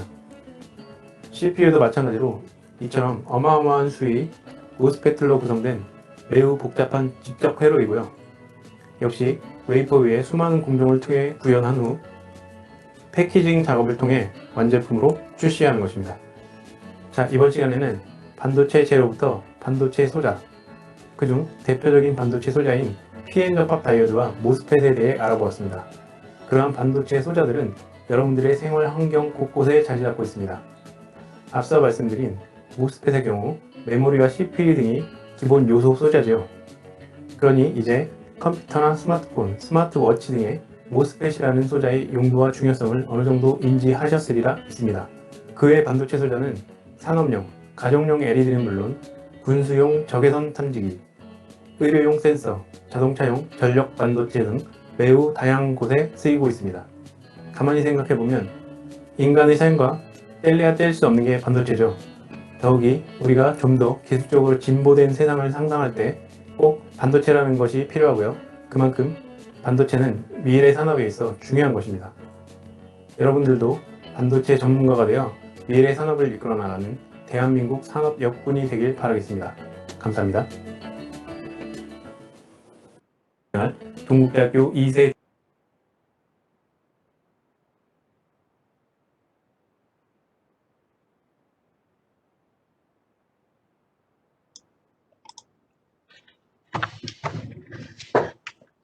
자, 세 편 보니까 어때요? 재밌어요? 많이 들어본 얘기예요? 어때요? 이제 2학년 올라온 학생들이니까 거의 생소한 말들이 많죠, 그죠? 하지만 어디서 본 듯하고, 그죠?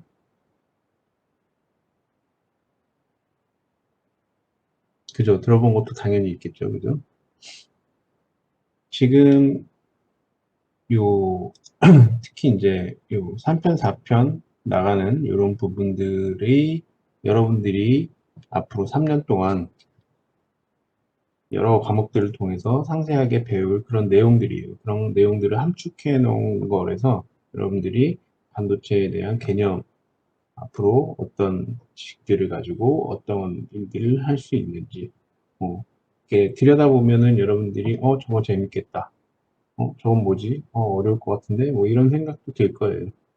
그래서 그런 것들을 미리 이렇게 짧은 시간이지만 이 동영상을 통해서 여러분들이 인지를 해서 앞으로 학교 생활을 하면서 도움이 됐으면 하는 그런 취지로 보여주고 있는 거니까 잘 참고하기 바래요. 자, 잠깐 쉬고 나머지 4편, 5편 두 개를 보도록 하겠습니다. 지금 12시 4분이니까 12시 10분쯤 다시 만날까요? 그럽시다. 그러면 12시 10분에 다시 봅시다.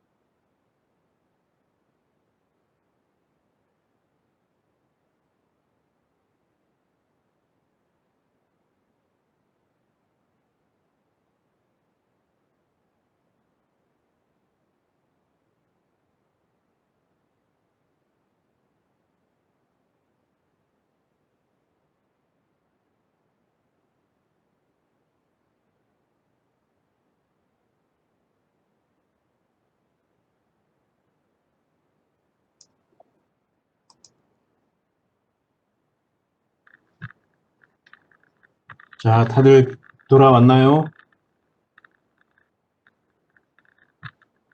네, 그러면은 이어서 4편, 5편 연속해서 시청을 하겠습니다. 여러분과 함께 반도체 산업과 반도체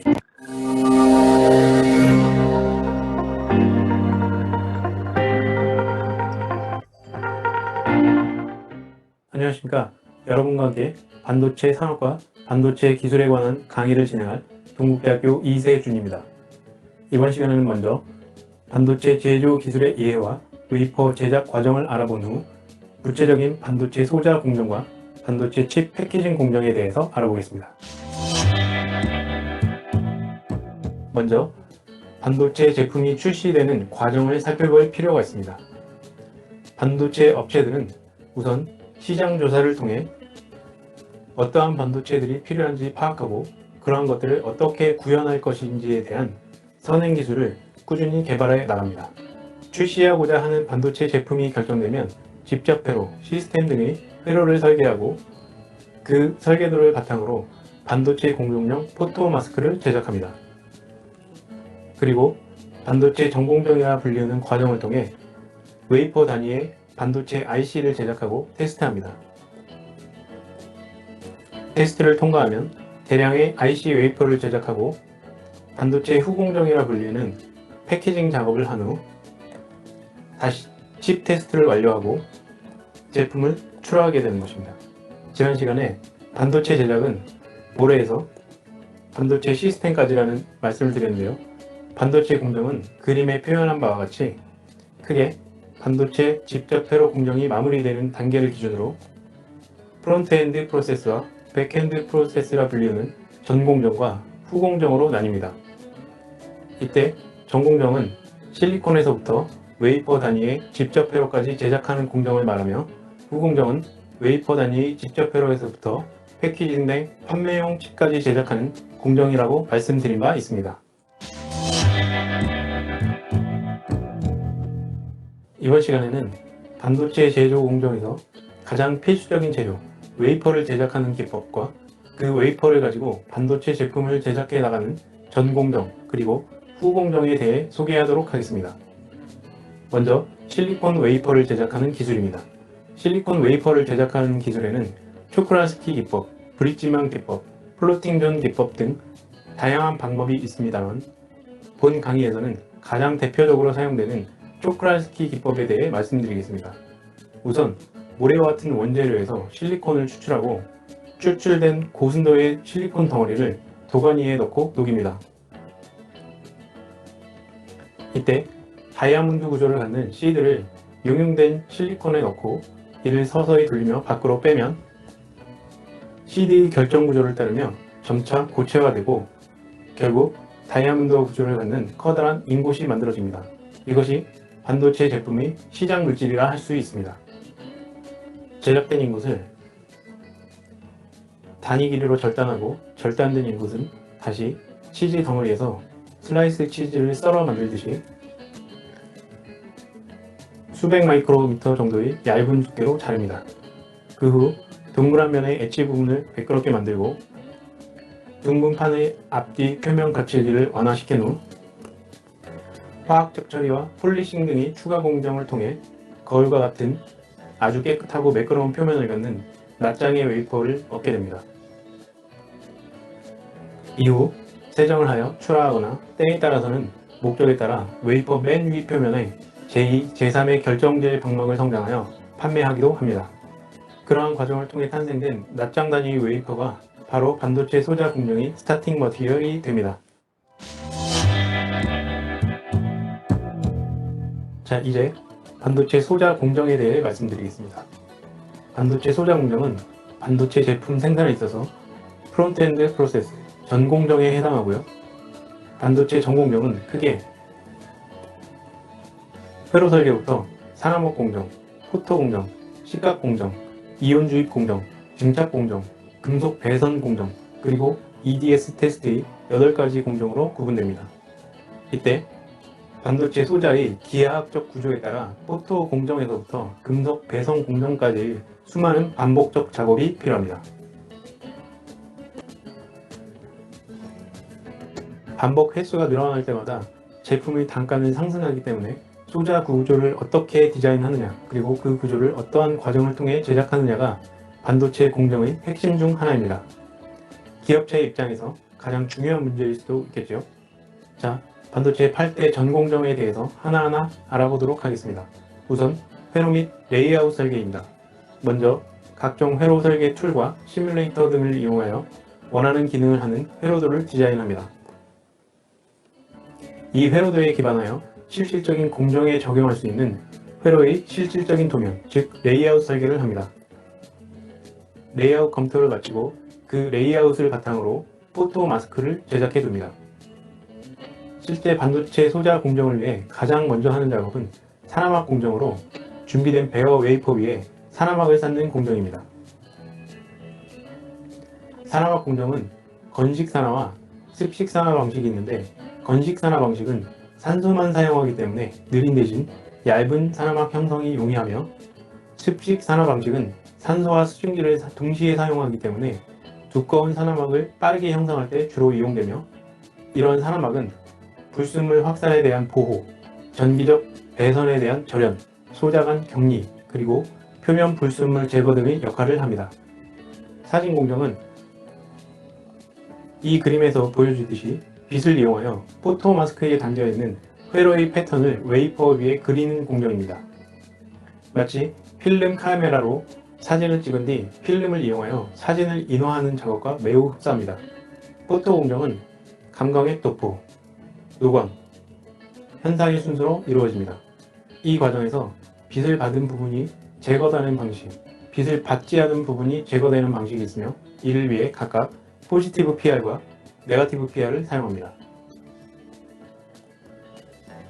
반도체 소자의 기하학적 구조와 사진 공정이 적용되는 시점에 따라 두 가지 방식 중 하나를 적절히 선택해야 합니다.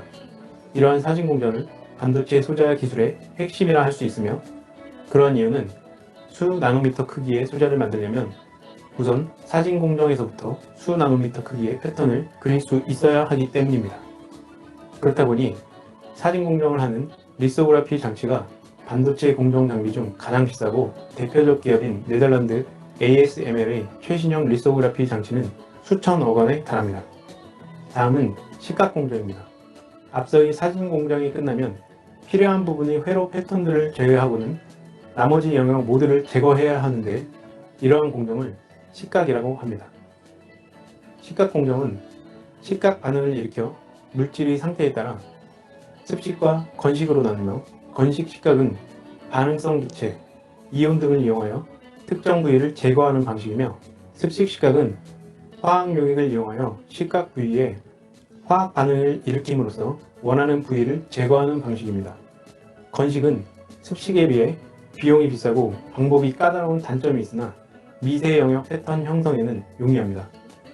따라서 최근 초미세화되어 가고 있는 나노급 반도체 소자의 3차원 구조물 제작과 수율 확보를 위해 습식보다는 건식이 점차 더 확대되어 가고 있는 추세입니다.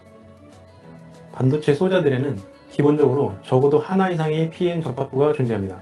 제작하고자 하는 소자가 단순한 PN 접합 다이오드가 아니어도 말이죠. 예를 들면 N채널 모스펫의 경우 몸체는 P형 반도체이고 소스와 드레인은 N형 반도체죠. P채널 모스펫의 경우 몸체는 N형 반도체이고 소스와 드레인은 P형 반도체입니다. 대부분의 직접 회로가 N채널 모스펫과 P채널 모스펫이 하나로 묶여있는 상보성 반도체 소자, 즉 CMOS의 조합으로 구성되어 있고, 하나의 CMOS만 하더라도 여러 곳에 PN 접합부가 존재합니다. 이렇게 부분적인 영역을 P형 혹은 N형으로 도핑하는 공정이 바로 이온 주입 공정입니다. 원하는 도핑 원소, 즉 도펀트를 가스 상태의 이온 입자로 만들고 그 이온 입자를 가속시켜 앞서 사진 공정과 시각 공정을 통해 패턴된 부위에 강제로 주입시키는 공정을 말합니다. 반도체 칩에는 미세한 구조의 수많은 층이 존재합니다. 마치 건축물과 같이 위쪽으로 층층이 쌓여가며 복잡한 적층 구조를 이루고 있습니다.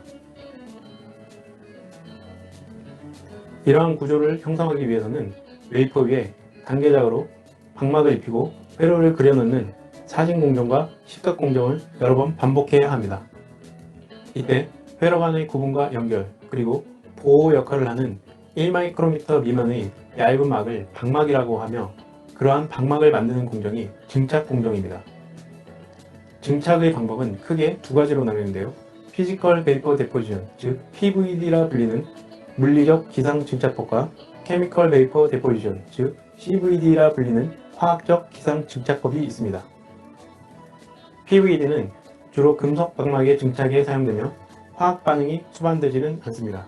CVD는 가스 상태의 입자들이 화학적 반응을 통해 고체 방막으로 형성되게 하는 증착 기법을 말합니다. CVD는 도체, 부도체, 반도체 등 거의 모든 종류의 방막 증착이 가능하여 반도체 소자 공정의 많은 부분을 차지하고 있습니다. 사진, 실각, 이온 주입, 증착 공정을 반복하면 웨이퍼 위에 수많은 반도체 회로가 만들어집니다. 이 회로를 동작시키기 위해서는 외부에서 전기 신호를 인가해 주어야 하는데요. 전기 신호가 반도체 소자 및 회로에 잘 전달되도록 회로의 패턴을 따라 금속으로 배선 및 연결을 하는 작업을 금속화 공정이라고 합니다. 대표적인 배선 재료로는 알루미늄이 있습니다. 비교적 싸고 사람학과의 부착성이 좋고 가공성 또한 우수하기 때문입니다. 하지만 알루미늄은 실리콘과 만나 서로 섞이려는 성질을 가지고 있습니다. 이런 성질은 반도체 접합부의 파괴를 야기하고요. 그렇기 때문에 알루미늄과 반도체 접합부 사이에 알루미늄의 확산을 방지하는 확산 장벽 금속층, 즉 베리어 메탈을 얇게 삽입하는 게 일반적입니다. 지금까지 반도체 필수 공정 몇 가지를 소개해드렸습니다. 그러한 공정을 여러 번 반복함으로써 비로소 반도체 직접 회로의 공정이 마무리가 됩니다. 완성된 웨이퍼 단위의 직접 회로를 테스트하는 것이 반도체 전 공정의 마지막 단계입니다. 바로 EDS 공정인데요. EDS란 반도체 공정의 수위를 높이는데 반드시 필요한 과정입니다. EDS는 정기적 특성 검사를 통해 웨이퍼 상태인 각각의 칩들이 원하는 품질 수준에 도달했는지를 체크하며 양품이 될 가능성 여부를 판단하는 과정입니다. 수선이 가능한 칩은 다시 양품으로 만들고, 불가능한 칩은 검은 잉크로 동그란 마크를 찍어 불량으로 판정하고 다음 공정에는 더 이상 작업을 진행하지 않습니다. 반도체 전 공정 1년의 과정을 통해 제작된 웨이퍼 단위의 직접 회로를 각각 칩 단위의 영역별로 잘게 잘라 제품화해 나가는 작업을 반도체 후공정이라 하며, 이를 전반적으로 칩 패키지라 칭합니다. 반도체 후공정은 웨이퍼 연마, 절단된 직접 회로 사이의 칩 마운트, 전선 연결, 그리고 몰딩, 분리, 마킹의 단계로 이루어집니다. 그리고 마지막으로 칩 테스팅을 거친 후 판매용 반도체 칩으로 출하되는 것입니다. 전자제품에 사용되는 거의 모든 반도체 칩은 작고 얇은 칩 패키지를 요구하며, 궁극적으로는 전자제품들의 포터빌리티 향상을 위한 목적이죠. 이를 위해서는 얇은 직접 회로 웨이퍼를 패키징하는 것이 중요할 것입니다. 그래서 기존의 약 700에서 800 마이크로미터 두께의 웨이퍼를 약 50 마이크로미터까지 갈아 없앱니다. 실제 반도체 회로가 만들어지는 영역은 웨이퍼 상단의 수 마이크로 두께의 부분이니까 웨이퍼 하부는 거의 지지대 역할만 할 뿐 의미 없는 영역이죠. 그래서 웨이퍼 하부 대부분을 갈아 없애는 것입니다. 그렇게 웨이퍼 연마를 하면 두께가 얇아져서 웨이퍼를 절단하기에도 용이해지겠죠. 기계적인 방법이나 광학적 방법으로 연마된 웨이퍼를 직접 회로의 칩 단위로 절단합니다. 이때 절단된 웨이퍼 상태의 칩 단위의 직접 회로를 다이라고 부르며, 이는 패키징된 반도체 IC 제품을 통상 칩이라고 부르기 때문에 이와 구분하기 위함입니다. 절단된 각 직접 회로 다이를 리드 프레임에 마운트하고 와이어 본딩 작업을 통해 내외부 배선을 완료합니다. 그 후 몰딩 공정을 수행함으로써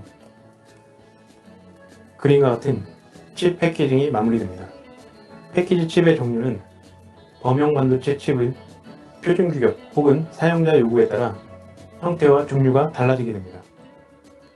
리드 프레임을 사용하는 DIP와 솔더볼을 사용하는 CSP가 대표적이며 직접회로의 구성과 용도에 따라 전극의 수와 배열이 달라지게 됩니다. 마지막으로 IC칩의 용도를 지칭하는 각종 코드와 생산자 혹은 공급자를 알리는 브랜드 로고 등의 마킹과 레이블링 작업을 하면 반도체 IC칩 패키징이 마무리됩니다. 생산된 칩들은 칩 테스트를 거친 후 비로소 출하가 되어 사용자의 손에 전달되게 되는 것입니다. 지금까지 반도체 베어 웨이퍼 생산에서부터 반도체 IC 칩을 제작하는 전공정 및 후공정 1년의 과정을 살펴보았습니다. 반도체 제작에는 어느 하나 중요하지 않은 공정이 없습니다. 각 공정은 매우 숙달된 기술을 요하기도 하고요.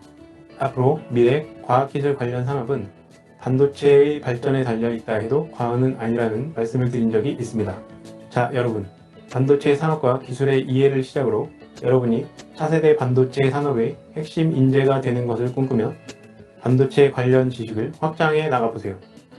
여러분의 밝은 미래가 열릴 것입니다. 그럼 다음 시간에 뵙겠습니다. 감사합니다.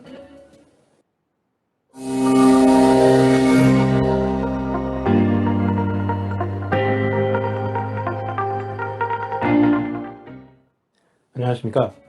여러분과 함께 반도체 산업과 반도체 기술에 관한 강의를 진행할 동국대학교 이세준입니다. 이번 시간에는 반도체 산업과 반도체 기술 강의의 마지막 내용인 반도체 산업의 미래에 관한 이야기를 하겠습니다.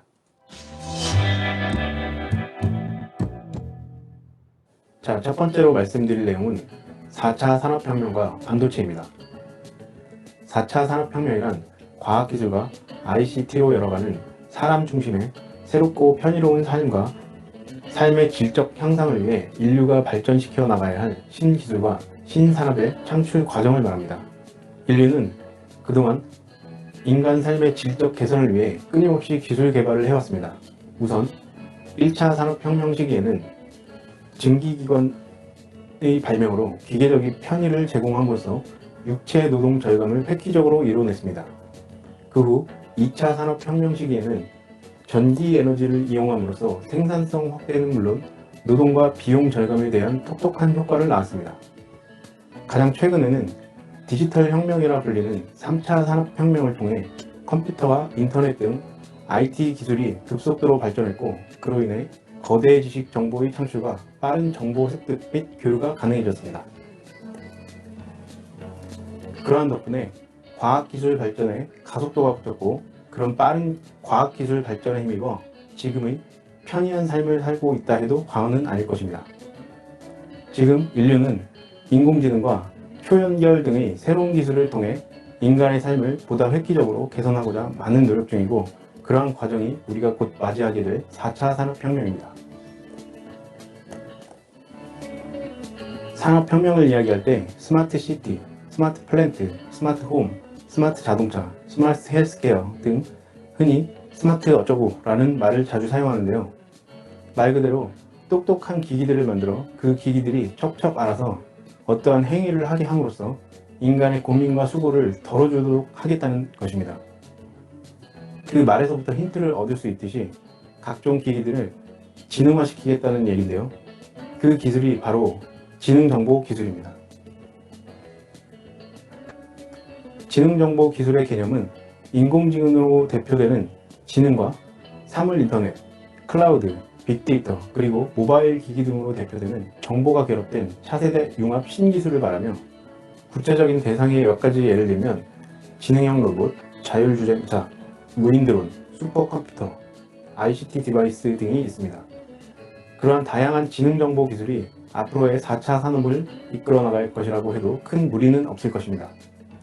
지능정보 기술의 주요 목적은 빅데이터와 인공지능을 활용한 빠른 정보 수집과 명확한 데이터 분석이고, 그러한 기술을 지능형 로봇 및 기기 지능화 등에 실질적으로 적용하여 새로운 산업과 더 큰 부가가치를 창출해내는 데 있습니다. 그러한 목적을 실현하기 위해서는 소프트웨어의 고도화, 하드웨어의 첨단화가 반드시 수반되어야 합니다. 즉, 새로운 알고리즘의 개발과 그 알고리즘을 수행할 수 있는 신기능, 고성능 반도체의 개발이 매우 필연적입니다. 다시 말하면 4차 산업혁명의 핵심인 지능정보기술을 이끌어 나갈 주요 주체는 바로 차세대 반도체이다 라는 의미이고, 그만큼 반도체가 중요하다는 것을 의미합니다. 지능정보기술을 위한 글로벌 기업들의 도전을 살펴보면 다음과 같습니다. 구글이 딥러닝 기술, 무인차 개발, IBM의 슈퍼컴퓨터 개발, 그리고 그를 이용한 범죄 수사, 의료진단, 법률 자문, 금융 투자 등의 활용, 페이스북의 가상도우미 개발, 애플의 개인 비서, 지능형 스마트폰 개발, 테슬라의 자율주행차 개발, 아마존의 무인 배송 및 분류 자동화 시스템 개발, 마이크로소프트의 개인 비서 개발, 모두가 지능정보 기술에 기반하고 있고, 그 기술의 핵심은 역시 새로운 알고리즘의 개발과 신기능, 고성능 반도체의 최첨단 하드웨어 개발입니다. 앞서 말씀드린 것처럼 4차 산업혁명을 이끌어 나갈 핵심은 결국 차세대 반도체이고, 그러한 차세대 반도체를 만들어 나갈 반도체 신기술 몇 가지를 소개해 드리겠습니다. 우선 초고밀도 3차원 반도체 공정 기술입니다. 초고밀도 3차원 반도체 공정 기술은 빅데이터 저장, 인공지능, 가상현실, 증강현실, 사물인터넷, 웨어러블 센서, 스마트 이동체 등 차세대 IT 융합 기술 구현을 위한 초소형, 고밀도, 저전력 반도체 부품을 제작하기 위한 미래형 반도체 제작 기술을 말합니다.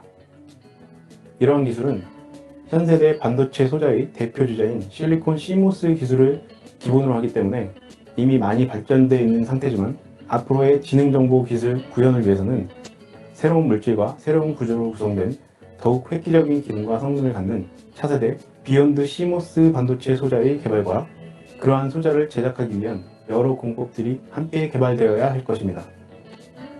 차세대 비욘드 시모스 소자의 대표적인 예가 뉴럴픽 디바이스이고, 그것들을 이용한 뉴럴 네트워크 서킷, 뉴럴 네트워크 시스템입니다. 뉴럴픽 디바이스란 사람의 두뇌를 모방하여 매우 높은 밀도로 정보를 저장할 수 있고, 또한 환경 변화에 스스로 반응하여 저장 정보를 적절히 변환할 수 있는 소자를 말합니다.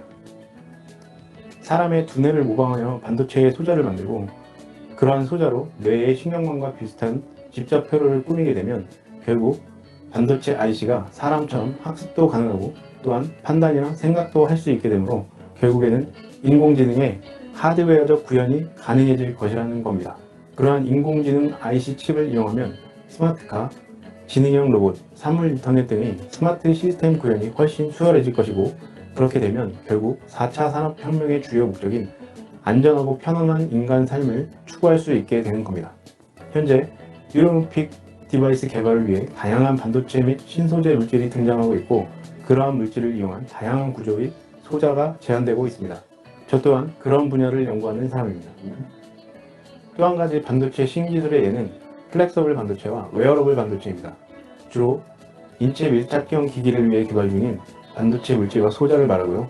플렉서블 반도체와 웨어러블 반도체란 말 그대로 반도체와 디스플레이 등의 전자기기를 고무처럼 접거나 잡아당길 수 있도록 구현하여 휴대성과 사용 장소에 대한 범위를 넓히고, 또한 인체의 피부나 장기 등의 이식 혹은 부착할 수 있는 각종 바이오 센서를 제작할 수 있는 반도체 소자 및 소재를 말합니다. 이를 휴먼 인터페이스에 적용하여 언제 어디서나 사용할 수 있는 IT 기기의 개발, 그리고 건강하고 편안한 삶을 실현하기 위한 미래 반도체 기술의 핵심 중 하나입니다. 앞서 말씀드린 것처럼 인간의 뇌를 모방한 뉴럴픽 소자와 다양한 인공지능 IC 칩이 개발되고, 또한 그것들을 플렉서블하고 웨어러블하게 용도에 맞게 자유롭게 구현할 수 있게 되었다고 가정합시다. 그러면 그 다음은 무엇일까요? 바로 그러한 반도체 IC 혹은 센서들과 다양한 스마트 기기 혹은 가상 네트워크의 초연결이고, 그 궁극적인 목표가 바로 스마트 라이프입니다. 예를 들면 스마트 헬스케어입니다.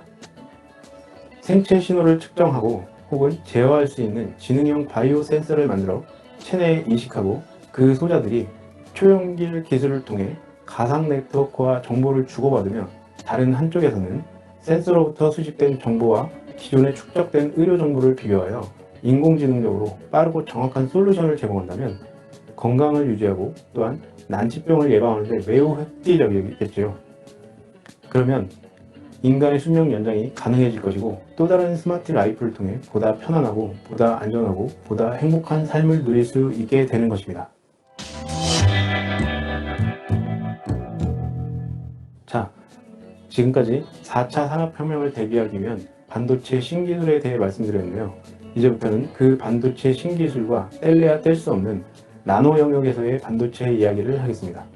디지털 시대의 현 세대 반도체도 그렇고 4차 산업혁명을 바라본 차세대 반도체도 그렇고 주요 핵심은 반도체 칩은 궁극적으로 방대한 양의 전자정보를 수용해야 한다는 것입니다. 그렇다 보니 전자정보를 기억하고 연산해내는 컴퓨터에 대한 역사를 논하지 않을 수 없습니다. 컴퓨터의 역사가 바로 나노로 가는 길이기도 하고요. 1904년 진공관이 발명된 이후 1946년 ENIAC이란 최초의 컴퓨터가 등장합니다. ENIAC은 18,000여 개의 진공관으로 구성되어 있고 무게가 약 30톤에 달하고 전력 소모량이 무려 150kW 정도였다고 합니다. 그 후 1947년 벨레베, 슈클리, 바딘, 브레튼에 의해 트랜지스터가 개발되고 그 후 1958년 잭 킬비에 의해 IC가 제안된 후 1971년 인텔의 인텔 4004라는 마이크로 프로세서가 개발됩니다. 그 후 비로소 애플과 IBM PC 같은 소형의 전자식 컴퓨터가 대중화되었던 것입니다. 지금은 VLSI 시대를 넘어 ULSI 시대에 초미세 반도체 소자를 이용한 초소형 저전력 반도체 IC가 쓰이고 있고 그 안에는 수나노미터 크기의 반도체 소자가 수억 개씩 집적되어 있습니다. 미래에는 더 작은 반도체 소자를 만들고 그렇게 작은 반도체 소자가 더 똑똑한 기능을 할 수 있게 하여 초소형 인공지능 슈퍼컴퓨터를 만들려고 하는 것입니다. 다시 컴퓨터 속 주요 IC 칩을 구성하고 있는 반도체 소자로 들어가 보겠습니다. 직접 회로에는 초기에 수에서 수십 마이크로미터 크기의 반도체 소자들로 구성이 되어 있었는데요. 그 후 지속적인 정보 수용량의 증가와 끊임없는 저전력화의 요구에 따라 그 키가 서브미크론까지 점차 줄어들게 되었고 그 덕분에 컴퓨터의 성능은 약 1000배 향상된 반면 무게는 10분의 1로 감소하게 되었습니다. 현재는 반도체 소자의 크기가 수 나노미터 크기까지 줄어들었고 2019년부터는 EUV 공정을 통해 10나노 이하급 반도체를 생산한다는 발표도 있었습니다. 이처럼 IT 기기의 발전은 반도체 소자의 발전에 의존하고 있으며 반도체 크기의 축소에 따라 점차 고속화, 고성능화, 다기능화, 지능화되어 가고 있고 이제부터 본격적인 나노 반도체의 시대, 더 나아가서는 양자 반도체의 시대를 맞이하게 될 것입니다. 현재의 나노 반도체 기술은 초고밀도 3차원 나노 반도체 소자를 예로 쉽게 설명이 가능합니다. 바로 핀펫이 대표적인 예인데요. 기존의 플래너 구조의 모스펫은 숏채널 이펙트라는 커다란 단점을 가지고 있습니다. 즉, 반도체의 크기가 줄어들면 줄어들수록 다양한 비이상적인 효과들이 나타나서 모스펫의 오동작이나 파괴 등이 발생하는 것인데요. 직접 회로 입장에서는 하나의 모스펫에서 발생하는 오류도 결론적으로 치명적인 오류 응답으로 이어질 수 있기 때문에 그러한 숏채널 이펙트는 있어서는 안 될 문제입니다. 핀펫이란 모스펫의 활성도를 이와 같이 물고기 지느러미처럼 3차원적으로 만듦으로써 숏채널 이펙트를 획기적으로 계산한 소자를 말합니다. 핵심 부위 생김새가 물고기 지느러미와 같다고 해서 영어로 핀이라는 단어를 이용해 핀펫이라고 부르는 것입니다. 또한 그러한 핀펫 기반의 3차원 나노 소자에 이처럼 수직 방향의 3차원으로 회로를 구성하거나 혹은 3차원 수직 방향으로 메모리 셀 구조를 만들므로써 집적도를 크게 향상시키는 기술도 현재 많이 쓰이고 있습니다. 앞으로는 3차원 모스펫 소자와 다양한 신소재 등을 이용하여 3차원 나노 시스템을 구현하고자 하는 제안들도 많이 보고되고 있는데요. 예를 들면 실리콘 나노 소자와 탄소 나노 튜브를 이용한 3차원 나노 시스템입니다. 맨 아래 실리콘 나노 소자 기반의 로직 회로가 있고요. 그 위에 탄소 나노 튜브를 이용한 로직과 타 신소재를 이용한 저항성 메모리, 그리고 그 위에 다시 탄소 나노 튜브를 이용한 로직과 센서들을 3차원으로 수직 방향으로 적층하여 하나의 반도체 칩에서 데이터 연산 기능과 데이터 저장 기능을 동시에 수행할 수 있는 효소형 3차원 나노 시스템 칩을 구현하였다는 얘기입니다.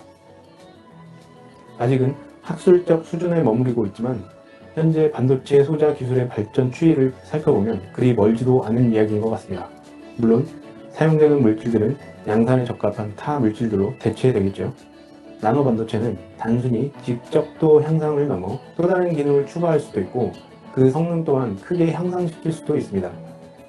소자의 크기가 나노 사이즈이다 보니까 다른 나노미터 크기의 물질과 접합이 용이할 것이고 또한 그들 간의 결합을 위한 공정도 비교적 쉽겠죠.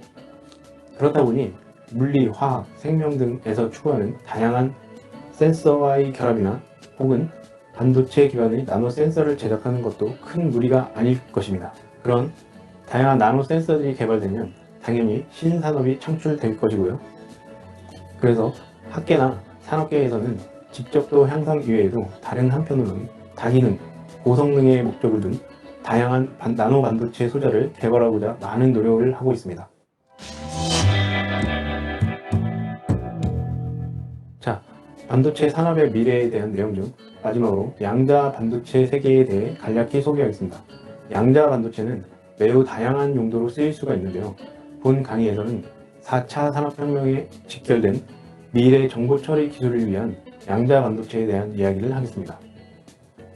현 세대의 정보 처리 기술은 전자정보를 온 상태와 오프 상태의 두 가지로 구분하는 이진수 기반의 디지털 체계를 따릅니다. 이런 디지털 체계 덕분에 현 세대 정보화 시대를 살고 있는 것인데요. 문제는 점차 방대화되고 고도화되어 가고 있는 미래의 복합정보 콘텐츠에 대한 수용을 과연 이진수 체계로 이어나갈 수 있냐 하는 것입니다. 예를 들면 어떤 신호의 크기가 10이라고 할 때 디지털로는 1010의 4개의 코드를 부여하여 저장하고 또한 그러한 디지털 코드들 간의 연산과 해석을 할 때는 더욱 복잡한 코딩과 인코딩 과정이 필요할 것입니다. 데이터를 처리하는 과정이 많으니 시간과 전력 소모 또한 그 과정에서 비례하여 늘어날 것입니다.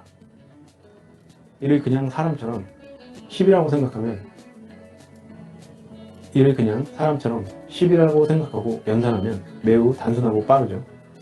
사람은 10 곱하기 10 하면 그냥 100이라는 응답을 즉시 냅니다. 컴퓨터는 10 곱하기 10을 계산하면 똑똑하게 잘하는 것 같지만 약간 바보 같은 복잡한 과정을 통해 100이라는 응답을 냅니다.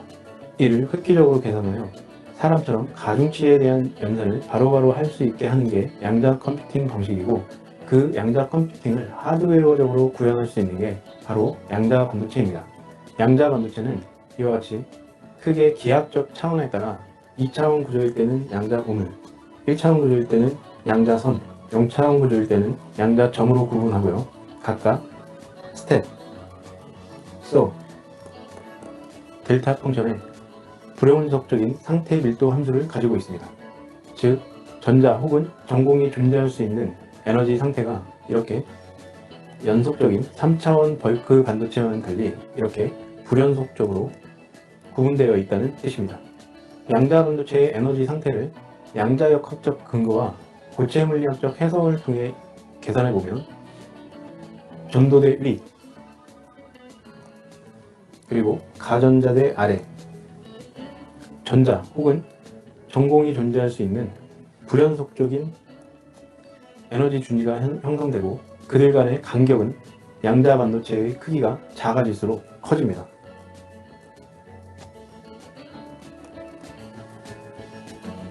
양자 반도체 소재는 그렇게 불연속적으로 존재하는 양자 준위를 이용한 것입니다. 양자 반도체를 이용한 양자 전자 소자 중 대표적인 예가 단전자 트랜지스터입니다.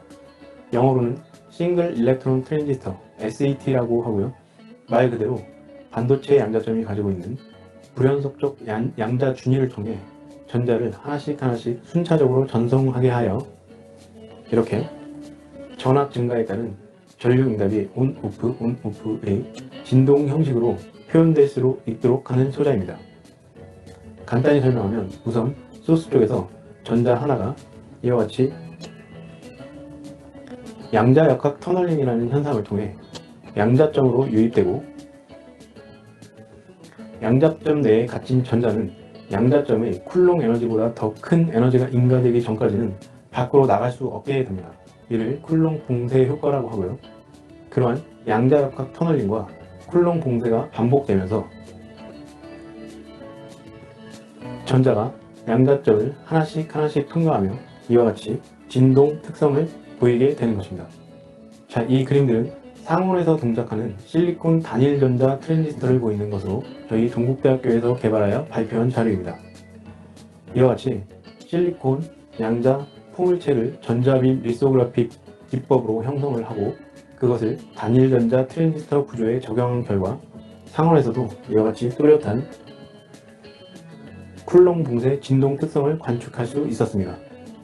이처럼 온-오프 스테이트가 반복되는 전류 진동 특성은 실리콘 양자 포물체가 가지고 있는 불연속적 양자 주인에 기인한다는 것을 이론적으로 재검증해 본 결과이고요.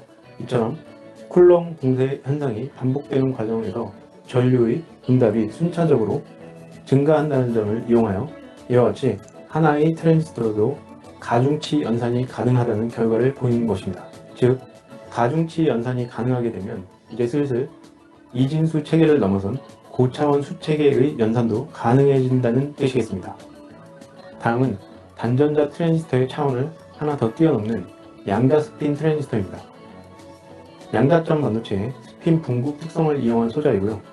스핀 정보에 의한 전자 정보의 다분화가 가능합니다. 즉, 좀 전에 말씀드린 단전자 트랜지스터의 전송 메커니즘에 전자의 스핀이라는 특성을 추가적으로 이용함으로써 응답 상태를 더 많이 분할하겠다는 것입니다.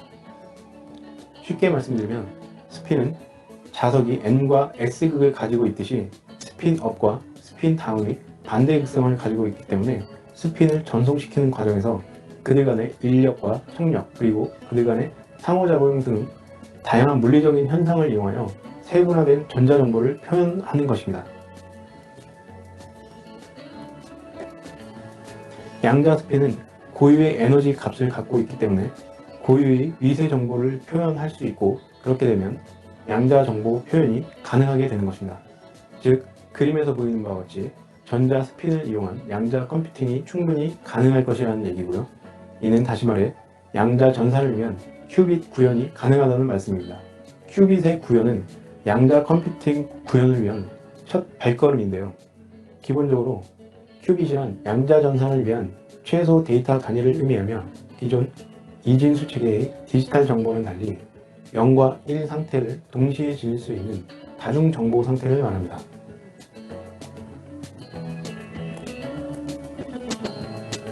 양자 중첩이라는 현상을 이용하는 것이고요. 전자의 스핀 특성을 이용하며 그 표현이 쉬워진다는 것입니다. 그러한 이도저도 아닌 것 같지만 명확한 중간 상태의 정보를 저장할 수 있다면 아무리 방대한 데이터라도 쉽고 간단한 코딩이 가능해지고 또한 무엇보다도 병렬 연산이 가능해지기 때문에 기존의 바이너리 디지털에 비해 비교할 수 없을 정도의 빠른 속도로 정보 연산을 할 수 있게 되는 것입니다. 그러면 우리가 꿈꾸는 인공지능 컴퓨팅도 곧 가능해지겠죠. 이와 관련된 연구는 이번 시간에 말씀드린 내용 중 가장 오랜 기간 동안 연구된 내용인데요. 아직까지 갈 길이 가장 먼 기술이기도 합니다. 그만큼 어려운 난제들이 산적해 있다는 뜻이겠죠. 하지만 인간의 상상은 항상 현실화됩니다. 자, 여러분들도 여러분의 무궁무진한 상상력과 창의력을 발휘하여 인간 삶을 좀 더 여유있게 하는 과학기술 이데아를 실현해보세요. 이것으로써 반도체 산업과 반도체 기술의 이해에 관한 강의를 모두 마치고 다음 기회에 다시 인사드릴 것을 약속드리며 이만 마무리하겠습니다. 지금까지 동국대학교 이세준이었습니다. 감사합니다.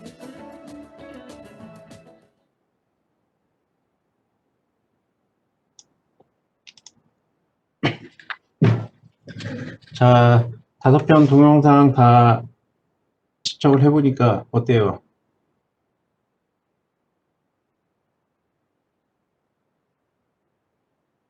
재밌어요?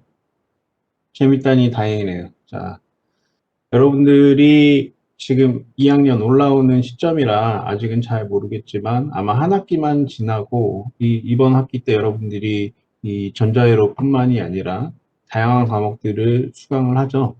그러면은 한 학기 지나고 두 학기 정도 지나면은 이제 이 동영상에 나오는 내용들은 여러분들이 이제 거의 다 알게 되고 그 내용 플러스 앞으로 그 분야에서 어떤 기술들을 개발을 하고 노력을 해 나가야 되는지 뭐 이런 것들까지도 여러분들이 다 이제 상상을 하고 이제 다 캐치를 하게 될 거예요. 자, 모쪼록 유익한 자료로 여러분들이 이 동영상 스크립트 배포된 거를 활용을 했으면 좋겠고, 다음 시간부터는 이제 그 파트 중에서 이 회로, 소자를 만드는 것도 중요하지만 그 소자들을 어떻게 구성해서 어떤 기능을 하게끔 할 것인지, 그 중에서도 특히 디지털 쪽으로 어떻게 이용을 할 건지, 그런 거에 대한 접근이 필요하겠죠. 그런 접근에서 이 강좌에서는 디지털 개념을 바탕으로, 저런 소자 레벨까지는 들어가지 않습니다. 들어가서 거꾸로 이렇게 올라오는 거는 이제 다음 단계를 넘어가면서 여러분들이 하나하나 이제 배워 나갈 것이고, 지금 이 단계에서는 여러분들이 소자도 모르고 아무것도 모르기 때문에 그런 디지털이라는 개념이 뭔지, 그리고 그것을 로직화 시켜서 어떤 함수 관계를, 어떤 펑션을 만들어 나가는지, 그런 것들을 실제 실습하는 그런 과정을 여러분들이 배우게 됐고요. 그래서 동영상 과정 이 중간에 보면은 초기에 아마 이 1편인가 2편에선가 FPGA라는 그런 키워드가 나와요. 그런 개념이 바로 그거예요. 그래서 디지털에 대한 내가 어떤 생각이 있으면 그거를 말 그대로 로직의 관계로서 어떻게 디자인을 해서 꾸며 나가는지, 커다란 시스템 측면에서 위에서 내려다보는 그런 측면에서 그 밑에 어떤 소자가 어떻게 연결이 되고 이건 관심 없어. 그냥 펑션만 내면 돼. 그런 개념으로 여러분들이 설계를 할 수 있는 그런 방법이 FPGA인데, 그런 접근 방식을 여러분들이 실습 시간에 이제 숙지를 하게 될 거예요. 그 기본 바탕은 이론 시간에 디지털 공학의 전반적인 내용을 통해서 습득을 하게 될 거예요. 자, 그런 내용들을 앞으로 여러분과 함께 한 학기 동안 진행을 하게 될 예정입니다. 다음 시간부터는 디지털에 대한 실제 그런 내용들을 하나하나 첫 장부터 진도를 나갈 예정이니까 책에 교재 여러분들한테 선정을 해줬던 거, 그것뿐만이 아니라 모든 디지털 과목 책들 다 비슷한 내용들이니까 그 앞에 디지털 이용을 위한 이진수 수체계, 그런데 한 1장 정도 여러분들이 미리 읽어보고 들어오면 이해가 굉장히 빠를 것 같아요. 알겠죠? 자, 그러면 동영상 자료 중에서는 뭐 질문도 많고 굉장히 많겠지만 이거를 하나하나 이렇게 할 그건 아닌 것 같아요. 이거는 좀 이렇게 뭔가 대화의 장을 열어서 이렇게 충분한 토의를 하고 그래야 되는 거기 때문에 여러분들이 그 내용 중에 저거 내가 잘하는데 저거 진짜 궁금해, 그런 사람들 있으면 개인적으로 물어보기 바라고, 나머지는 하나하나 여러분들이 학교 생활을 하면서 숙지를 해 나가는 것으로 하고, 현재는 이런 게 있다더라 참고 자료로 생각을 해줬으면 좋겠어요. 알겠죠? 자, 그러면은 오늘 수업은 여기서 마치고 다음 시간에 다시 만나 봅시다. 수고 많았습니다.